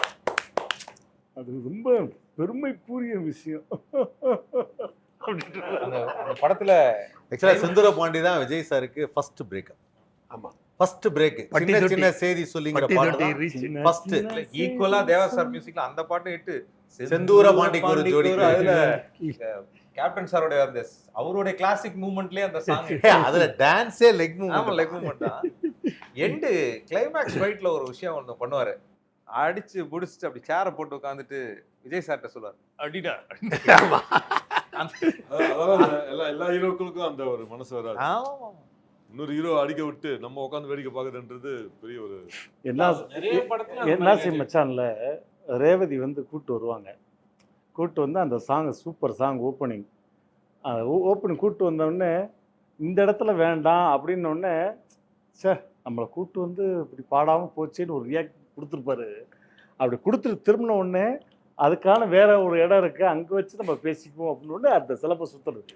சிலம்பம் இன்ன வரைக்கும் அவரை மாதிரி சுத்த ஆள் கிடையாதுங்க தமிழ் இண்டஸ்ட்ரி ஹீரோவில். அந்த கிராமத்து ஃபைட்ஸ் எல்லாம் வந்து அது கிராமத்துக்குன்னே அது ஒரு எப்படி ஒரு ராவா ஒரு ஃபைட் இருக்குமோ அது வந்து கேப்டன் தான். அதுவும் நிறைய படம் மழையில ஃபைட் பண்ணுவார் பாத்தீங்களா. ஆமா. மழையில அந்த லெக் மூமெண்டோட அந்த அதுலயே ஒரு அது கோட்டே வந்து புலன் விசாரணை கோட்டு தானே. ஆமா. லாங் கோட் போட்டாவே லாங் கோட் போட்டா லெங்தி கோட். அப்ப லெங்தி கோட். எதுவுமே பண்ண வேணாங்க. ஒரு ஹேட் போட்டு ஒரு கோட் போட்டு ஒரு பக்கத்துல ஒரு நாய் வச்சு ஒரு டிராயிங் பண்ணா யாரு கேப்டனா அப்படின்னு புலன் விசாரணையில வந்து ஸ்டில்லே அதுதான். அந்த ஆமா, கோட் first போட்டு opening. தான் ஆமா. opening. அதுதான் சார். ஒரு ஃபர்ஸ்ட் வந்த ஒன்றரை ஸ்டிக்கர் மாசம் எல்லாம் பிரவுன் வந்து கோட். ஒரு 1.5 மாசத்துக்கு முன்னாடி Rain coat. பாக்குறதுக்கு வழி இல்ல. டக் பேக் ரைட். ரெயின் கோட் தான் அது ஆக்சுவலா. ஒரு 1.5 மாசத்துக்கு முன்னாடி புலன் விசாரணை பார்த்தேன் ஓடிடில உட்காந்து. பாத்தி என் பையனெல்லாம் பார்த்தேன் அந்த சீன் பாரு. அந்த படத்துலயும் பாட்டு வேற இல்ல, 2 பாட்டு தான் புலன் விசாரணை. அதே மாதிரி பர்சனல் ரோபோ சார் சொன்ன மாதிரி வீட்டோட அந்த பர்சனல் நெருக்கங்கிறது போன உடனே ஃபர்ஸ்ட் வார்த்தை கேட்பாரு, புள்ள என்னத்தா பண்றா அப்படின்னு. ஃபர்ஸ்ட் வார்த்தை அதை கேட்பாரு, நல்லா படிக்க வைங்க, சினிமா கூப்பிட்டு வந்துடாதீங்க அப்படின்னு. அது எல்லார்ட்டையும் என்னட்டன்னு கிடையாது, எல்லார்ட்டையும் ஒரு லைட் ஆஃபீஸர்கிட்ட போய் அதான் கேட்பாரு, நான் பொண்ணு உடம்பு சரியில்லைன்னா நல்லா இருக்கால அப்படின்னுவாரு. அந்த அளவு அது இது எல்லாமே வந்து உண்மையிலே என்னன்னா உண்மையிலே வரணும், ஊற்று மாதிரி அவருக்கு உள்ளேருந்து வர்றது. சினிமாவில் இருக்கிறோம், இண்டஸ்ட்ரியில் இருக்கிறோம், அந்த அந்த தட்டு வச்சு கூட்டு பொரியல் எல்லாம் சாப்பிடும்போது இன்னைக்கு அந்த மைண்ட்ல தான் வருது. அந்த பொட்டல சாப்பாடு மாத்திருக்காரு. இல்ல ஒரு பெரிய ஹீரோவுடைய ஷூட் இங்க நடந்துகிட்டு இருக்கு, இவருடைய ஷூட் பக்கத்து பிளாக்ல நடக்குது. அங்க பொட்டலத்துல சாப்பாடு கொடுக்குறாங்க. இங்க வந்து ஆனா டெக்னீஷியனுக்கு வாழை இலை போட்டு சாப்பாடு வச்ச ஒரே நடிகர் இவர் தானங்க. இல்ல அதுதான் உடோன்மான் தான் ஃபர்ஸ்ட் படம். உடோன்மான் கதையெல்லாம் ஃபைனல் பண்ணிட்டு கீழே வரும். ஒரு ஹீரோ என்னத்தை கேட்பாரு ஃபர்ஸ்ட் வந்தோன்னே, யாரு ஹீரோயின் யாரு எது எதுவுமே கேட்கல. அவர் என்ன சொன்னார், கதையெல்லாம் ஓகே ஆயிடுச்சா, ராவுத்தர் ஓகே பண்ணிட்டாப்லையா, சரி எம்ஜிஆர் கம்பெனியில் தான் சாப்பாடு நல்லா போடுவாங்கன்னு நான் கேள்விப்பட்டிருக்கேன், நம்ம கம்பெனியில் அதுதான் பண்ணணும். ஃபர்ஸ்ட் அவர் சொன்ன வார்த்தை உடோன்மானுக்கு. கதை கேட்கல, ஹீரோயின் யாருன்னு கேட்கல, மியூசிக் டைரக்டர் யாருன்னு கேட்கல, சாப்பாடு நல்லா போடணுங்கிறது தான் ஃபர்ஸ்ட் அவர் சொன்ன வார்த்தை. அதை வந்து அங்கே வந்து அப்படி ஒரு இதாக நிறைவேற்றியும் காட்டினாரு. நீங்கள் சொன்னதுக்கு ஒரு அப்போ வந்து அவங்களுக்கு நியூ மதுரை ரெஸ்டாரண்ட்னு ஒரு ரெஸ்டாரண்ட் இருந்தது கேப்டனுக்கு. டெய்லி அங்கேருந்து வந்து 500 பேக்கெட்டு இந்த சில்வர் ஸ்பாயில் பாக்கெட் இருக்குல்ல, அதில் வந்து 500 பேக்கெட் சாப்பாடு வரும். வந்து கொண்டு வந்து வச்சோன்னே இவர் சொல்லுவார், இப்போ நீங்கள் இருந்தீங்கன்னா உங்களை கூப்பிட்டு சொல்லுவார், அதில் போய் குறுக்கேருந்து ஒன்று உருவிட்டு வாங்க, மேலே நல்லா வச்சுருப்பானோ உள்ள எப்படி இருக்குன்னு பார்க்கணுன்னு உருவிட்டு வந்து எல்லாரும் உட்காந்துருக்க எல்லாருக்கும் ஒரு வாய் கொடுத்து எல்லாரும் அவரும் சாப்பிடுவார். சாப்பிட்டுட்டு அது நல்லா இருந்தால் தான் டிஸ்ட்ரிபியூட் பண்ணணும். யோசிச்சு பாருங்க, இந்த மனுஷனை எப்படி நம்ம மறக்க முடியும்? இல்லை, இது புரட்சி தலைவரே அன்பேவா ஷூட்டிங்கில் ஒரு ஏவிஎம் சரவணன் அவர்கள் பகிர்ந்துக்கிட்டது. ஷூட்டிங் ஊட்டியில் நடக்குது, ஷூட்டிங் நடுவில் மசால் வடை ஃபில்டர் காஃபி சாப்பிட்றீங்களா அப்படின்னு சொல்லி வந்து கொடுத்துருக்காராம். அப்படியே அமைதியாக இருந்துட்டு அந்த ஷாட் முடிஞ்சதுக்கப்புறம் ஏவிஎம் சரவணன் மக்கள் தலைவன் கூப்பிட்டு சொல்லியிருக்கானா, எல்லாரும் நம்ம ஒன்று சாப்பிட்றோம்னா எல்லாரும் சாப்பிடணும், அதே தான் எல்லாரும் முன்னாடி நம்ம மட்டும் சாப்பிட்றது சரி கிடையாது. என்னங்க அதே தான் கேப்டன், எல்லாரும் சாப்பிட்ணும். அப்படியே பாப்பாரு வேற எடுத்து வைப்பாரு, பக்கத்தில் உட்காந்தோன்னா அவர் பாட்டு பரிமாறிட்டு தாங்க அவர் சாப்பிடுவார். நம்ம உட்காந்துட்டோம்னா அவர் எடுத்து பரிமாறுவார் எல்லாத்தையும். இருக்கட்டத்தை சாப்பிடுங்க அப்படின்ட்டு எல்லாத்தையும் வச்சுட்டு அதுக்கப்புறம் தான் சாப்பிடுவார். இது கேட்டேன் சார், ஒரு தடவை அந்த ஃபிலிம் குக்கு ஒருத்தர், அவர் வந்து யாராக்கெல்லாம் சமைச்சு போட்டீங்க, நீங்கள் விஜயகாந்த் சார் சமைச்சீங்க. விஜயகாந்த் சார் எப்படி சாப்பிடுவார்? மத்தியானம் ஆனால் பிரியாணி விரும்பி சாப்பிடுவார் சார். எப்படி சாப்பிடுவார் அப்படின்னா, மட்டன் பிரியாணி எடுத்துப்பார் சார், பெருசாக ஒரு கும்பா வச்சுப்பார், அப்புறம் பக்கத்துலேயே ஒரு சின்ன கும்பா வச்சுப்பார் சார். சார் எப்படி சார்? ஆமாம் சார், அதை சாப்பிட்டுட்டு குஷ்கா மட்டும் தனியாக வச்சுப்பார் சார், விரும்பி சாப்பிடுவார். சாப்பிட்டா நைட் என்ன சாப்பிடுவார்? பரோட்டா வந்து குருமாவில் ஊற போட்டு வச்சுட்டு நல்லா ஊறினா சாப்பிட்டு மேலே நல்லா இருக்கு, நீ 2 எடுத்து நடுவில் சாப்பிட்டியா அவர் சொன்னார். சார் சும்மா இல்லை வேலாம கணக்கில் ஒன்று குறையிற மாதிரி இருக்கு. அது ரொம்ப நேச்சுரலாக நல்ல விரும்பி சாப்பிட்றதுன்னு ஒன்று இருக்குல்ல, அதான் அதுவும் வந்து கேப்டன் நல்ல விரும்பி சாப்பிட்றது, நல்லா சமைச்சு. அதுவும் அதாவது எனக்கு தெரிஞ்ச அசிஸ்டன்ட் டைரக்டர்ஸ்லாம் யாருன்னே தெரியாது, கேப்டன் ஆஃபீஸுக்கு நம்பி சாப்பிட வருவாங்க. வந்தோடனே அவர் பார்த்தோன்னே சொல்லுவார், யாரோ 2 பேர் வாசலில் நிற்கிறாங்க, சினிமா ஆளுங்க மாதிரி தான் தெரியுது, சாப்பாடு இருந்தால் ஃபுல்லாக போடு, இல்லைன்னா போய் வாங்கிட்டு வந்து போடுவார், இருக்கிறத சுரண்டி போடாதுன்னு. இது அதெல்லாம் உண்மையிலே அது நிறைய விஷயங்கள் அவர் பார்த்து வியந்து. நிறைய இயக்குநர்களுக்கெல்லாம் வந்து படம் முடிஞ்ச உடனே காரு எல்லாம் பரிசு தராங்க. வல்லரசு படம் பண்ணும்போது 100ஆவது நாள் விழா நடத்துகிறாங்க. விழா முடிஞ்ச பிறகு வெளியே பார்த்தா ஒரு காரு பரிசுக்காக ரெடியாக இருக்குது. யாருக்குன்னு பார்த்தா இயக்குனர். அந்த காலகட்டத்திலேயே வந்து இயக்குநர்களுக்கு ஒரு கார் பரிசாக கொடுத்தது அப்போலாம் நான் ரொம்ப வியந்து பார்த்தேன். காரே பரிசு, ஏன்னா அதுதான் சம்பளமாகவே இருக்கும். முதப்பட இயக்குனருக்கு அந்த மகராஜன் தான் டைரக்டர் வல்லரசு. ஆனால் அந்த படத்தில் வந்து ரொம்ப மாஸ்டர் பீஸ். அதாவது தமிழ் சினிமாவில் 4 சீன் இருந்தா போறோம். 4 சீனும் நல்லா. அதுல வந்து 4 சீனும் சரியான சீன். அபோட்டான்னு ஒரு சீன் வரும். அந்த அபோட்டான் சீனு ஆனந்த் தியேட்டர் கிட்ட வரும்போது, நீ இப்ப எங்க இருக்க அப்படின்னாரு. நான் இப்போ ஆனந்த் தியேட்டர் பக்கம் ஓடிட்டு இருக்கேன், ஒரு நிமிஷம் அப்படின்னாரு. டக்குன்னு தியேட்டர் கால் பண்ணி தியேட்டர்ல குண்டு வச்சிருக்கான்னு சொல்லி எல்லாத்தையும் வெளில ஓட க்ரௌட மிக்ஸ் பண்ணாரு. படத்துல ஒரு 4 சீன். அந்த வல்லரசு வந்து மைண்ட் ப்ளோயிங் ஃபிலிம். அதுல ஒருத்தர் இன்ட்ரோடியூஸ் பண்ணாரு சார், அந்த வில்லனாடு ராகுல் தேவ்னு ஒரு சொல்லிட்டு அவர் வில்லனாடு. அவரு காலம் பூரா பாகிஸ்தான் தீவிரவாதியா இருந்தது காரணமே அந்த படம். அந்த கேரக்டர் வந்து நார்த் இந்தியால ஒரு கேரக்டர். அவர் தமிழ் சினிமாவில் ஏகப்பட்ட வாய்ப்பு இருக்கு. சவுத் இந்தியாவில், அப்போ தெலுங்கு, கன்னடம் எல்லா படத்துலையும் வந்து அந்த பெரிய ஒரு வெல் பில்ட்டான ஒரு ஆள் அப்படின்னா அவர் தான் அந்த கேரக்டர் இன்ட்ரடியூஸ் பண்றாரு. நிறைய பேர் அந்த மாதிரி. வாசிம் கான் ஸ்கூல் படிக்கும்போது காலேஜ் படிக்கும்போதெல்லாம் ஃபுல்லாக வந்து ஆகஸ்ட் 15னா கேப்டன் இந்தியாவை காப்பாற்றுறது தான் நம்மளோட வாழ்க்கை பயணமே அதுவாக தான் இருக்கும். போயிட்டு வாசிம் கான், கேப்டன் இங்கேருந்து போய் கஷ்டப்பட்டு போய் அங்கே போய் அவங்ககிட்ட பேசுகிறாரா, அவன் பாகிஸ்தான்லேருந்து அவன் தமிழில் பேசுகிறான், எப்படிதான் வா வல்லரசு வா அப்படின்னு வந்து அவன் நிற்பான், வா வல்லரசு வா அப்படின்னு.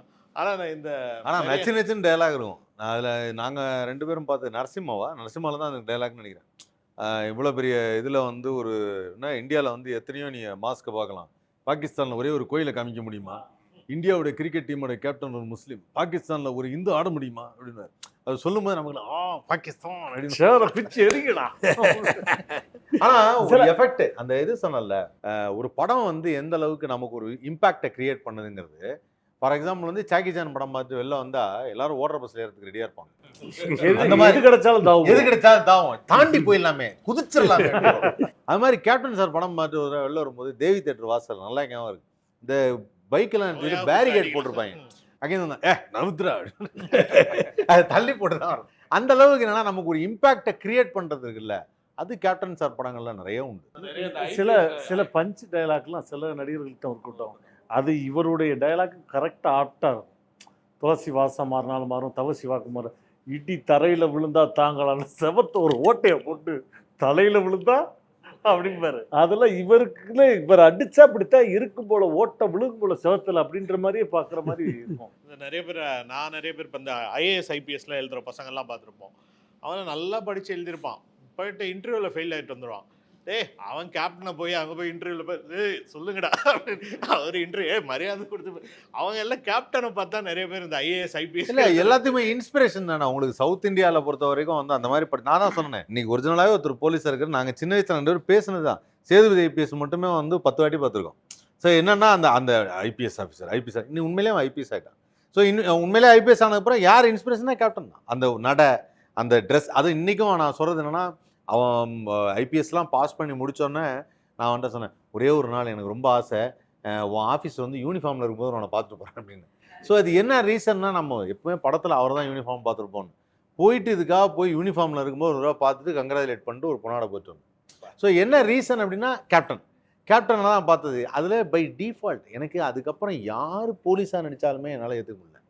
எத்தனை பேர் வந்து நடித்தாலும் யார் நடித்தாலும் நான் சொன்னேன், இல்லை சார் அந்த நடை இல்லை, இல்லை அது இல்லை, இல்லை அந்த அத்தாரிட்டிவான அந்த டாக் இல்லை அப்படின்வாங்க. நீ அது சத்திரியனில் நான் சொல்லும்போது சொல்லுவேன், உள்ளே வரும்போது இந்த ஷீல்டை சொல்கிறதுக்கும் அதுக்கு முன்னாடி ஒரு டயலாக் வரும் விஜயகுமார் சார்கிட்ட பேசுறது, யார் உனக்கு வாரண்ட் கொடுத்தா, நானே போட்டுக்கிட்டேன், அது என்ன பெரிய கையெழுத்தா அப்படின்னு. அதான் என்னன்னா, உங்ககிட்ட அதே கோவம் அது உனக்கு மாறவே இல்லை அப்படின்னு சொல்லும்போது, இல்லை ஆமாம் அப்படிதான் என்ன இப்போ அப்படின்னுவார், யூ ஆர் சஸ்பெண்டட் அப்படின்னு. அது சொல்றப்பே அந்த ஃபோர்ஸ் இருக்கும். சத்திரியன்ல அதே சத்திரியன்ல அந்த அப்பாவா வீட்டுல குழந்தைங்களுக்கு சாப்பாடு ஊட்டி கொடுக்கறது, அந்த ஒரு வேட்டி சட்டையில இருக்கிற அந்த கேரக்டர், அதுக்கு ஒரு கரிஷ்மா. அந்த அந்த அந்த ஒரு உட்கார்ந்து அந்த சாப்பாடு ஊட்டுறது, அது ஒரு சாஃப்டா இருக்கிற அந்த ஒரு அப்பா அப்படிங்கிறது, அந்த கான்ட்ராஸ்டுக்கு அதுல அந்த பையன் சொல்லும் போது நீங்க மறுபடியும் நீங்க உங்களால முடியும் அப்படின்னோடனே விஜயகாந்த் சார் அழுதுகிட்டு பேசுற ஒரு டைலாக், அப்பாவுல முடியாதுப்பா அப்படின்னு சொல்லும்போது அவ்வளோ இதுவாக இருக்கும், ஆப்டாக இருக்கணும்ல. உண்மையிலேயே முன்னாடி ஒருத்தர் அப்படி இருந்தார், அதுக்கப்புறம் ஒரு ஒய்ஃப் இறந்ததுக்கப்புறம் இப்படி ஆயிட்டாரு. அந்த மைண்டில் ஒரு பிளாக் இருக்குது. அந்த பிளாக் இருக்கிறவன் பையன்கிட்ட சொல்லணும், நான் இனிமேல் மறுபடியும் அந்த பழைய மாதிரி வர்றேன் அப்படிங்கிறத பையன்கிட்ட சொல்லணும். அப்போ அந்த பிளாக் கரெக்டாக சொல்லார். அதே மாதிரி கேப்டன் படங்களில் நடித்த வில்லன்கள் எல்லாருமே ரொம்ப பாப்புலராக எஸ்டாப்ளிஷ் ஆனாங்க. இன்ஃபேக்ட் சத்திரியன்ல திலகன் வாய்ஸ் எல்லாம் அதுக்காக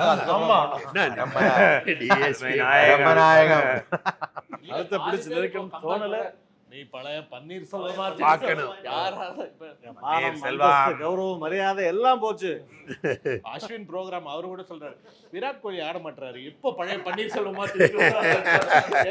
அதுல வந்து சத்திரியன்ல ரொம்ப சூப்பரான ஒரு சீனு, அது அவ்வளவு பியூட்டிஃபுல்லா இருக்கும் சார். ஒரு போலீஸ் ஆஃபீஸர் மேல சந்தேகம் வந்துடும், அவனோடய கூப்பிட்டு போய் சொல்லு, உனக்கு அதுக்கு என்ன சம்மந்தம், எனக்கு அதுக்கு எந்த சம்மந்தம் இல்லையா, என்ன பொழிச்சுன்னு விட்டுட்டு பேசிட்டு இல்லை, அவனை அடிச்சுட்டாரான். அடிச்சு முடிச்சுட்டுல சீப்பு இருக்க சீப் அப்படி மீசை முடியல சரி இப்படியே வந்து சொல்லிடுனாரு. ஓ நான் அந்த படத்துல வந்து அதான் சொன்னேன் சார், போலீஸ்னா அப்படி நமக்கு என்னன்னா டேரக்டா போய் போலீஸ் ஆஃபீஸரை பார்க்கும், இவர் விஜயகாந்த் மாதிரி இல்லையே, போலீஸா இருக்க மாட்டாரோ அப்படின்னு ஒரு டவுட் வரும். சோ அந்த ஃபீல் இருக்குல்ல, அது அவர் மாதிரி விஜயகாந்த்னா போலீஸ் சூப்பர் குட் இவர் இருக்காரு, குண்டா இருப்பாரு. இல்ல பாலகிருஷ்ணன் அவர் நிறைய சொல்வாரு. அப்போ வந்து தாவணி என்ன உசுப்புரியே டெல்லியில எங்கேயோ பாலைவனத்துல ஷூட்டிங் பண்ணிட்டு இருக்காங்க, ராஜஸ்தான் நினைக்கிறேன். அப்போ வந்து டான்ஸ் மாஸ்டர் வந்து ஒரு மூமெண்ட் இப்படி போட்டுக்கிட்டு இருக்காங்களாம். ஏய் என்னடா ஸ்டெப் இது, அடிக்கிற வெயில்ல பல்லுக்கு கீழே முழங்கால் வரைக்கும் பல்லுக்குள்ள போது, இதுல போய் இந்த மூமெண்ட்ல மாத்த சொல்றா அப்படி வெயில்ல உட்காந்துக்கிட்டு இருக்காராம். ஒரு 5 பேர் ஒரு ஃபேமிலி கித்தே கத்தா குத்தின்னு ஹிந்தி பஞ்சாபிலாம் பேசிட்டு ஓடியாராங்களா அதட்ட. ஏய் யாரா அவங்க தெரில கேப்டன், உங்களை பார்க்குற கதை வர்றாங்க. தமிழ்நாட்டில் தான் அவங்க தொல்லை தாங்க முடியல, ராஜஸ்தான் வந்து அங்கே யாரா இல்லையே பார்க்க வர்றது இல்லை, உங்களுடைய பயங்கரமான விசிறியா சொல்லி அவரோட 2 ஃபோட்டோ எடுத்துட்டு ஒரு கையெழுத்து வாங்கிட்டு போனாங்களா. பரவாயில்லடா ராஜஸ்தான் வரை நம்மளை தெரியுது. இது எவ்வளவு இயல்பான ஒரு மனிதனா இருந்தா. அதே மாதிரி லைவ் கிரவுட்ல ஷூட் பண்ணவங்க கேப்டன் மட்டும் தான். ஏழை ஜாதியில ஏழை ஜாயில அந்த இந்த வீடு நமக்கு சொந்தம் இல்லை பாட்டுல வீடு நமக்கு இறங்கி வீட்டை விட்டு வெளில போச்சு சொல்லிட்டாங்க. சாங் அவள் தானே. இறங்கி வீட்டை விட்டு வெளில போச்சு சொன்னோன்னா அப்படியே லைவா நடக்க விட்டாங்க.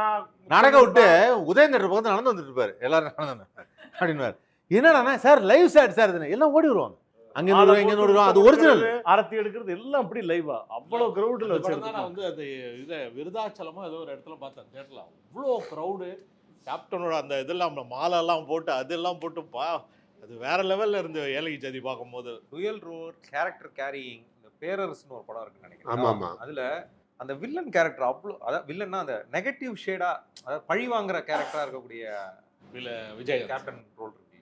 அது அவ்வளோ அருமையா பண்ணியிருப்பாரு. அதுல அந்த லுக்கில் இருந்து அந்த கான்ஃபிடென்ஸு, நான் கொல்லுவேன் உங்களால ஒன்றும் பண்ண முடியாது, நான் அந்த நியாயத்துல தான் நிற்பேன்றத அந்த கேரக்டரை கேரி பண்ணி, அந்த கேரக்டர் தான் அந்த படத்துக்கு வேல்யூ. அந்த கேரக்டர் இல்லைன்னா இந்த ஹீரோ வந்து அதை தடுக்கிறதுக்கோ இது பண்ணவும் முடியவே முடியாது. அந்த பாம்பெல்லாம் வச்சு செட் பண்ணி விட்டு போவாரு. பயங்கரமான. நல்லவன் ஒரு படத்துல அதே மாதிரி டுவெல் பண்ணி ஒருத்தர் வந்து வக்கீல், அந்த அண்ணன் தம்பி வந்து சாதனமா இருக்கு. இந்த வெற்றி மேல வெற்றி தான் உங்க கையிலேன்னு ஒரு பாட்டு வந்துட்டு வந்தோடனே அண்ணனை இது கிண்டல் பண்ணுறதுக்காக கண்ணாடி எடுத்து இவர் போட்டு இவர் போய் வக்கீல இடத்துல போற. அவர் கண்ணாடி இருக்காம்மா, அவனை கண்ணாடி தர சொல்லுமா, எவ்வளவு நேரமா வெயிட் பண்ண பயங்கர நினைச்சேன். ஏய் எனக்கு என்னவோ சந்தேகமா இருக்குன்னு நம்பியார். இப்ப பாரு கேஷுன்னா அவன் தான் வந்து சொல்லுவான் அப்படின்னா அவனுக்கு அந்த அக்கறை இருக்கும், அவனுக்கு அந்த அக்கறை இருக்காது. செமையா இருக்கும் அதெல்லாம். அந்த படத்துலயும் வில்லன் பாப்புலர் ஆயிட்டார். கிட்டி அந்த கிட்டி வில்லனு. ஐயோ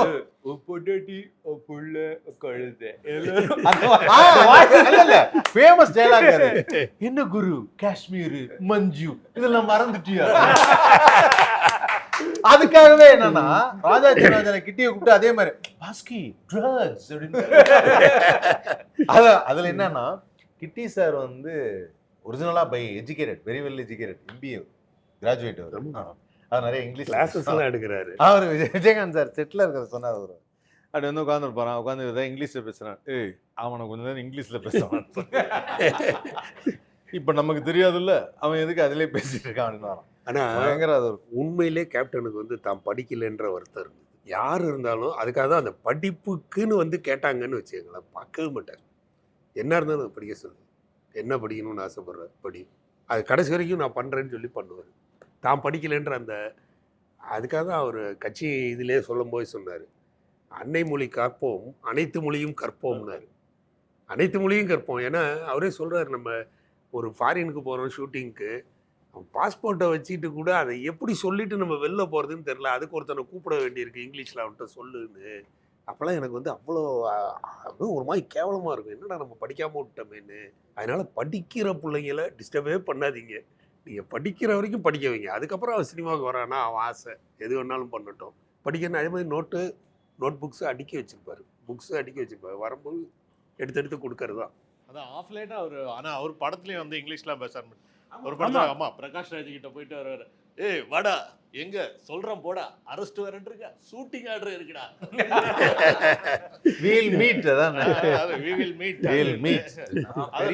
பெரிய திரையில பார்த்து ரசிச்ச எனக்கு ஒரு பெரிய திரையில பாக்குற பாக்கியமா அமைஞ்ச ஒரு படம் வந்து பரதன். அதுல அந்த புன்னகையில் மின்சாரம் சாங் ஃபுல் ஸ்கிரீன் பெரிய தேவியில வந்து பார்த்து ரசிச்சேன். ஆக்சுவலா அந்த படத்துல இன்னொரு பாட்டு இருக்கு, போட்டதெல்லாம் வெற்றிக்கல்னு ஒரு பாட்டு இருக்கு. அதுலயே டான்ஸ் செமையா இருக்கும். அது இப்பதான் வைரலா போயிட்டு இருக்கு, நிறைய பேர் அந்த பாட்டை வந்து போடுறாங்க. இதுல பாருங்க நம்ம கேப்டன் எப்படி ஆடி இருக்காரு, அதுல செமையா இருக்கும். ஃபர்ஸ்ட் இடத்துல பைக்ல வந்துட்டு ஒரு பாட்டு, அதுவும் நல்லா இருக்கும். ஆமா, அது வந்து பிரபுதேவா சார் கோரியோகிராஃப் பண்ணது. அதுவும் இப்போ ரீசெண்டா வந்து இதுக்கு வேற போயிருந்தோம், சண்டிகருக்கு. அதுல கேப்டனோட famous director Chandigarh DC, Panchkula DC, Mohali cricket stadium அப்படின்னு மொகாலி பாத்திரம், Chandigarh railway station, Shivalik view hotel அப்படின்னு இந்த 3 ஹோட்டல் கேப்டன் சொன்ன எல்லா இடத்தையும் பார்த்துட்டு வந்துட்டாடா சண்டிகர். அந்த மாதிரி அதான் சொல்லல, அவர் வந்து ஒரு தனி ஒரு ஆளுமையா இருந்தாலும் எல்லாருக்கும் வந்து ரொம்ப க்ளோஸ் டு ஹார்ட் பர்சன். யாருமே வந்து ஒரு நெகட்டிவா சொல்ல மாட்டாங்க. அது புரட்சி தலைவருக்கு அப்புறம் இவருக்கு அமைஞ்சிருக்கு. ஏன்னா ஏழைகளின் இதய தெய்வம் இன்னைக்கு வரையும் குக்கிராமத்துக்கு நீங்கள் போய் எம்ஜிஆர் செத்துட்டாருன்னா நம்மளை அடிக்க வருவான், எப்படி எங்கள் ஐயா செத்துட்டாங்களோ அதே இது ரீசெண்டாக இப்போ நம்ம போகிற நிறைய மேடைகளில் நம்ம பார்க்குறோம். கேப்டனுக்கு வந்து அவ்வளவு பெரிய ஒரு மரியாதை, ஒரு அன்பு, ஏழைகளின் இதய தெய்வம்னா எம்ஜிஆருக்கு அப்புறம் கேப்டன் தான். அதுல இந்த இது சில படங்கள் பார்த்து சொல்லுவேன், வாக்கு, கேப்டனோட வாக்கு. அலெக்சாண்டர்னு ஒரு படம் வந்து அந்த படத்தில் வந்து சங்கீதா வந்து ஹீரோயின். சங்கீதா பாட்டு வந்து ஃபீமேல் சாங், அது வெறும் ஃபீமேல் வாய்ஸ் தான் வரும். இவருக்கு வெறும் வாக்கு தான். அந்த படத்தில் தான் கோட்டு பிளேசர் போட்டு நடப்பார், அப்படி சும்மா நடந்து வர்றது போகிறது, அவள் தான் பாட்டு ஃபுல்லாகவே. எங்கள் அம்மா அதுக்காகவே அந்த சாங் உட்காந்து பார்ப்பான். என்னன்னா விஷயம் நடக்கிறது ரொம்ப நல்லா இருக்கும். எனக்கு ரொம்ப பிடிச்சது சின்ன கவுண்டரில் அந்த முத்துமணி மாலை சாங்கில் மலை மேலே ஒரு ஷாட் வைப்பாங்க, அப்படி நடந்து வருவார் அந்த பிஜிஎம்ல, அப்படி நடக்கிற ஷாட் வரும், அவ்வளோ அழகாக இருக்கும். அப்படி பார்க்கும்போது அந்த துண்டு எடுத்து அப்படி போட்டு நடக்கிறது. ஸோ இதெல்லாம் என்னென்னா ஒரு ஒரு ஒரு ஹீரோவுக்கு நட முக்கியம், அந்த ஜெய்ஜாண்டியசம் முக்கியம், பார்க்குற தோரணை, அந்த தோரணை எப்படி இருக்குன்னுவாங்கல்ல, அந்த தோரணை முக்கியம். அது மாதிரி வந்து ஹேர் ஸ்டைல்லாம் இவர் சொன்ன மாதிரி நான் கருப்பு நிலால இவர் அந்த இன்சிடென்ட் வந்து நான் வேற ஒருத்தர் சொல்லி கேள்விப்பட்டேன், இந்த கிளையோட இன்சிடென்ட். அதை வந்து ஒரு இன்ஸ்பிரேஷன், ஒருத்தரை பார்த்து ஒரு இன்ஸ்பிரேஷன் அப்படிங்கிற மாதிரி எனக்கு அப்போ தோணுச்சு. ஆமாம் இல்லை, அந்த மாதிரிலாம் நம்மளை பார்க்க வரவங்கள்ட்ட எப்படி நடந்துக்கணும் அப்படின்னு. செங்கல்பட்டு பக்கத்தில் ஏதோ ஒரு ரியல் எஸ்டேட் ஆட ஏதோ ஒன்று ஷூட் பண்ணிருக்கும்போது இதே மாதிரி ஒரு அம்மா வந்தாங்க. வந்தோடனே இவங்க அந்த ஷூட்டிங்கில் வந்து சார் மத்தியானம் சாப்பாடெல்லாம் ஆர்டர் பண்ணிடணும் சார் அப்படின்ட்டாங்க. சரி நீங்கள் ஆர்டர் பண்ணுங்கட்டா. ஆனால் அந்த அம்மா வந்து பேசிகிட்டு இருந்தப்போ ஃபோட்டோ எடுக்கணும் அப்படின்னாங்க. உடனே அந்த வயசான அம்மா வந்தாங்க, ஃபோட்டோ எடுத்தாங்க. எடுத்துட்டு என்னம்மா சமையல்னு, ஏன் நீ சமைச்சா சாப்பிடுவேன்னு இதே மாதிரி தான் கேட்டுச்சு. சரி ஆமாம் இல்லை, அது ஒரு விஷயம் கேள்விப்பட்டமே, கேட்டு தான் பார்ப்போமே அப்படின்னோடனே கேட்டா மத்தியானம் அந்த அம்மா சாம்பார் உருளைக்கிழங்கு வாழை இலை எல்லாம் வச்சு எடுத்துன்னு வந்து செட்டில் உள்ளவங்க எல்லாரும் இல்லை என்ன சார் என்ன, ஆமாம் இந்த அம்மாவுக்கு பிடிச்சிருக்குது எடுத்துகிட்டு வர்றாங்க, நீ என்னத்தை வாங்கியிருக்கிற பார்சலில் வா எல்லாரும் உட்காந்து அதை சாப்பிடணும், எல்லாத்தையும் சாப்பாடு எடுத்து வந்துச்சு. ஸோ அந்த ஒரு ஒரு இன்ஸ்பிரேஷன் எப்படி நடந்துக்கணும். நாம் ஒரு மீடியாவில் இருக்கோம், ஒரு காமன் பப்ளிக்கிட்ட எப்படி நடந்துக்கணும், நம்ம ரொம்ப உயர்ந்து போய் காமிக்கக்கூடாது, அவங்களோட ஈக்குவலாக இருக்கணுங்கிறது எனக்கு அந்த விஷயம் சொல்லும்போது அப்படி இருந்தது. ஏன்னா அது ரியலாகவே உண்மையிலேயே அவ்வளோ ஒரு நெகிழ்ச்சியான ஒரு சம்பவம். நான் வந்து உங்கள் வீட்டுக்கு வந்து சாப்பிட்றேன், ஒன்று எனக்கு பிடிக்குமா, அது என்னென்னா அந்த அம்மாவை அன்றைக்கி வந்து அவ்வளோ ஹாப்பி பண்ணியிருக்காரு, அந்த ஒரு நாள் சந்தோஷப்படுத்தியிருக்காரு. எப்படின்னா ஒன்று எனக்கு பிடிக்குமா, ஒரு நாள் உங்கள் வீட்டுக்கு வந்து சாப்பிட்டா நீ சந்தோஷப்படுவதில்ல, காசு பணம் கொடுக்குறத விட இல்லை ஒருத்தருக்கு வந்து அந்த 2 வார்த்தை பேசுறது, நமக்கு ரொம்ப பிடிச்சவங்க நம்மளோட உட்காந்து சாப்பிட்றாங்கன்னு சொல்லி பேசுறது இருக்குல்ல, அதுதான் விஷயம். அதான் அந்த இந்த இன்சிடென்ட் சொல்லும் போது அந்த ஸ்டூடெண்ட்ஸ் எல்லாம் போனோம்ல, போனதுக்கு அவங்க எல்லாருக்கும் வந்து அவரோட அடுத்த படம் மரியாதைன்ற படத்துக்கு இன்விடேஷன் அனுப்பிச்சாரு. நானும் இவரும் தான் போனோம். அந்த ஆக்சுவலாக அதுதான் நான் ஃபர்ஸ்ட் டைம் விஜயகாந்த் சார் இவர் சொன்ன 2 பேருக்கும் இன்விடேஷன் வந்துரு. அவரும் மீடியாவில் ஃபர்ஸ்ட் டைமு, நானும் வந்து அப்போ ஒரு ஸ்டூடெண்ட்டாக போகும்போது 2 பேருக்கும் இன்விடேஷன் வந்தது, அது ஃபர்ஸ்ட் டைம். அவ்வளோ ஞாபகம் வச்சு வந்து அவர் எல்லாருக்கும் அனுப்பிச்சி விட்டார். இதெல்லாம் மறுக்கவே முடியாதுங்க. அதான் நான் நிறைய விஷயத்தில் ஃபீல் பண்ணியிருக்கேன். ஒரு தடவை ஒரு பர்சனல் பிரச்சனை உண்டு, கேப்டன்கிட்ட போய் அவர்கிட்ட நான் சொல்லக்கூட இல்லை, அவராக கேள்விப்பட்டு ஆஸ் யூஷுவல் என்னை திட்டினார், சொல்ல மாட்டீங்க பெரிய ஆள் ஆகிட்டீங்களா அப்படி இப்படின்னு. கடைசியாக அதெல்லாம் சால்வ் ஆகி முடிச்சு வச்சுட்டு பேசும்போது நான் சொன்னேன், கேப்டன் வந்து சென்னையில் வந்து எனக்கு இருக்கிற ஒரே பாதுகாப்புனா அது எனக்கு கேப்டன் தான். கேப்டன் இருக்கும்போது எனக்கு பின்னாடி ஒரு பெரிய மலையே நிற்கிற மாதிரி நான் எப்போதுமே ஃபீல் பண்ணுவேன். எனக்கு வந்து அவர் அண்ணன் மாதிரி அப்படின்னு. அவர் பேசுகிறாரு, பேசும்போது அவர் அண்ணன் மாதிரின்னாரு. நான் மாதிரி இல்லை, அண்ணன் தான். என் தம்பிக்கு ஒன்று நடந்தால் நான் என்ன பண்ணுவேன்னா அதைத்தான் இப்போ பண்ணேன்னாரு. இல்லை அது ரீசெண்டாக ஒரு படத்தில் அது டைலாகாக வச்சுருந்தாங்க. அது ஒரு லப்பர் பந்துன்னு ஒரு படத்தில் தம்பி டைலாக் வரும், அவனு தம்பி மாதிரிடானே, தம்பி மாதிரி தானே, தம்பி இல்லை அப்படின்னு. 2த்துக்கும் வித்தியாசம் இருக்குது. தம்பி மாதிரி மாறின்னு சொல்லாது, தம்பியா நீ தம்பியா பாக்குறியா, அப்படியே சொன்னாருங்க கேப்டன். எனக்கு அதெல்லாம் கேட்கும்போது நான் கேப்டன்கிட்ட போய் சொல்கிறேன், கேப்டன் சாரி கேப்டன் நான் தப்பாக சொல்லிட்டேன், சும்மா நீ வேற அப்படின்ட்டு போகிறாரு. அதாவது இயல்பாக உள்ளுக்குள்ளேருந்து வரும் அவருக்கு. கூகுள்லே போட்டிங்கன்னா கேப்டன் ஆலயம் போட்டிங்கன்னா எந்த தெருக்கோடியில் இருக்கவனே கொண்டாந்து காமிச்சிட்டு வருது. இன்னைக்கு புதுசாக திருமணம் ஆனவங்களும் சரி, நல்ல குழந்தை பிறக்கணும்னாலும் சரி, ஒரு இஸ்லாமிய மதத்தை சேர்ந்தவனாலும் சரி, கிறிஸ்துவ மதத்தை சேர்ந்தவனாலும் சரி, காவடி தூக்கிட்டு போகிறவங்கனாலும் சரி, முதல்ல போய் சாஸ்தானமாக கேப்டன் காலில் விழுந்து எந்திரிச்சு அனுப்புகிறாங்க. அப்போ ஜாதி மதம் எல்லாத்தையும் தாண்டி ஒரு மனிதனா இன்னமும் வாழ்ந்துகிட்டு இருக்காரு. கண்டிப்பாக இந்தியா அந்த கேப்டனுடைய ஆலயத்து வழியாக போனால் தினமும் ஒரு 100 பேர் இருக்காங்க. ஒரு வருஷம் கிட்டத்தட்ட ஆகுது, அந்த வழியாக போகும்போது பார்க்கலாம். குறைஞ்சது 1000 பேர் டெய்லி. இல்லை இன்னைக்கு வந்து காலையிலே சார் 7 மணி 8 மணிக்கு வரைக்கும் அந்த வழியாக போனால் அவரு இது அருமையாக ஆதவன் சொன்ன மாதிரி விட்டு பல விஷயங்கள் வந்து அவர்கிட்ட நம்ம கற்றுக்கிட்டு வரோம். அவர் கூட இருக்கும்போது நம்மளை மோல்டு பண்ணிடுறாரு. இன்னைக்கு கேப்டன் வீட்டுக்கு போங்களேன், இன்னைக்கு கேப்டன் இல்லை, அங்கே போனால் கேப்டன் என்ன இருக்கும்போது என்ன நடந்ததோ அதுவே அதுதான் கரெக்ட். அவங்க வந்து அப்படி மோல்டு பண்ணி வச்சிருக்காரு. கேப்டன் அவங்க சொல்லிட்டு போனதே வந்து அன்னிட்டு எனக்கு அப்புறமும் இதை நீ தொடர்ந்து செய்யணும்னு செய்யறாங்க. அதை கடைசி வரை நான் செய்வேன் அப்படின்றாங்க. பசங்க 2 அப்படிங்க கோல்டு. ரெண்டும் அவ்வளோ அதாவது கேப்டனோட பசங்களா அப்படின்ற அளவுக்கு ரெண்டும் கோல். ஜூனியர் கேப்டனை பார்த்த மாதிரியே இருக்கும். அது ஆமா. ஒரு டிக்டாக் கூட ஒன்று பண்ணியிருப்பாரு, நடுவுச்சு ஆத்தாடி ஆத்தாடி அப்படி போயிட்டு வருவாப்புல தம்பி. நம்ம பேசிட்டு இருக்கும்போது கேப்டன் வந்து பேசிக்கிட்டே இருக்கலாம். நீங்கள் சொன்ன அரவிந்த் சார் சொன்ன ரோபோ சார் எல்லாருமே சொன்னதில் வந்து ஃபைனலான விஷயம் என்னென்னா அவரோட அந்த வேல்யூ சிஸ்டம், அவருக்கு அந்த ஒரு வேல்யூ சிஸ்டம்ன்றத எல்லாமே அவர் நேர்மையாக பண்ணார். அதுதான் ஒரு விஷயம். இங்கேருந்து பண்ணி இங்கேருந்து பண்ணார். அந்த நேர்மையானதுக்கு தான், ஏன்னா படத்தில் வந்து எல்லாருக்குமே ஒரு டைட்டில் வரும். ஏன்னா ஆரம்பத்தில் அவர் வந்து எல்லாரும் சொல்லுவாங்க அதிரடியான ஆக்ஷன் கிங் அது எல்லாம் ஒன்றும். ஆனால் கேப்டனுக்கு நேர்மையாக ஒரு டைட்டில் வச்சாங்க, ஹானஸ்ட் ராஜ். அந்த ஹானஸ்ட் தான் வந்து கேப்டன். ஸோ அவர்கிட்ட நம்ம கற்றுக்கூடிய அந்த பெரிய வேல்யூ வந்து ஹானஸ்டி. ஸோ நம்ம நேயர்களுக்கும் அந்த ஹானஸ்டியை வந்து நம்ம சொல்லுவோம். Thank you thank you thank you. ஏன்னா கேப்டன் பற்றி நம்ம பேசிட்டு இருந்தால் இதில் அப்படியே சூரியன் மறைஞ்சு திருப்பி சங்கீத ஸ்வரங்கள் போயிட்டு இருக்கோம். ஸோ அதனால் வந்து இந்த லெகசி கண்டினியூ ஆகும். நம்ம அதை நம்ம பேசிக்கிட்டே இருப்போம். So long live captain. So கொண்டாடிக்கிட்டே இருக்க வேண்டியது. கொண்டாடிக்கிட்டு இருக்க செலிப்ரேஷன் ஃபார் கேப்டன். ஸோ கேப்டனோட ஒரு பெரிய குவாலிட்டி, வந்தவங்களுக்கு எல்லாம் வந்து நம்ம சாப்பாடு மனசும் நிறையணும் வயிறும் நிறையணும் அப்படின்னு சொல்லுவார். ஸோ அதுக்கான ஒரு விஷயத்தை தான் நம்ம இதுக்கு அடுத்தது பண்ண போகிறோம். ஸோ அந்த இடத்துக்கு நம்ம போகலாம்.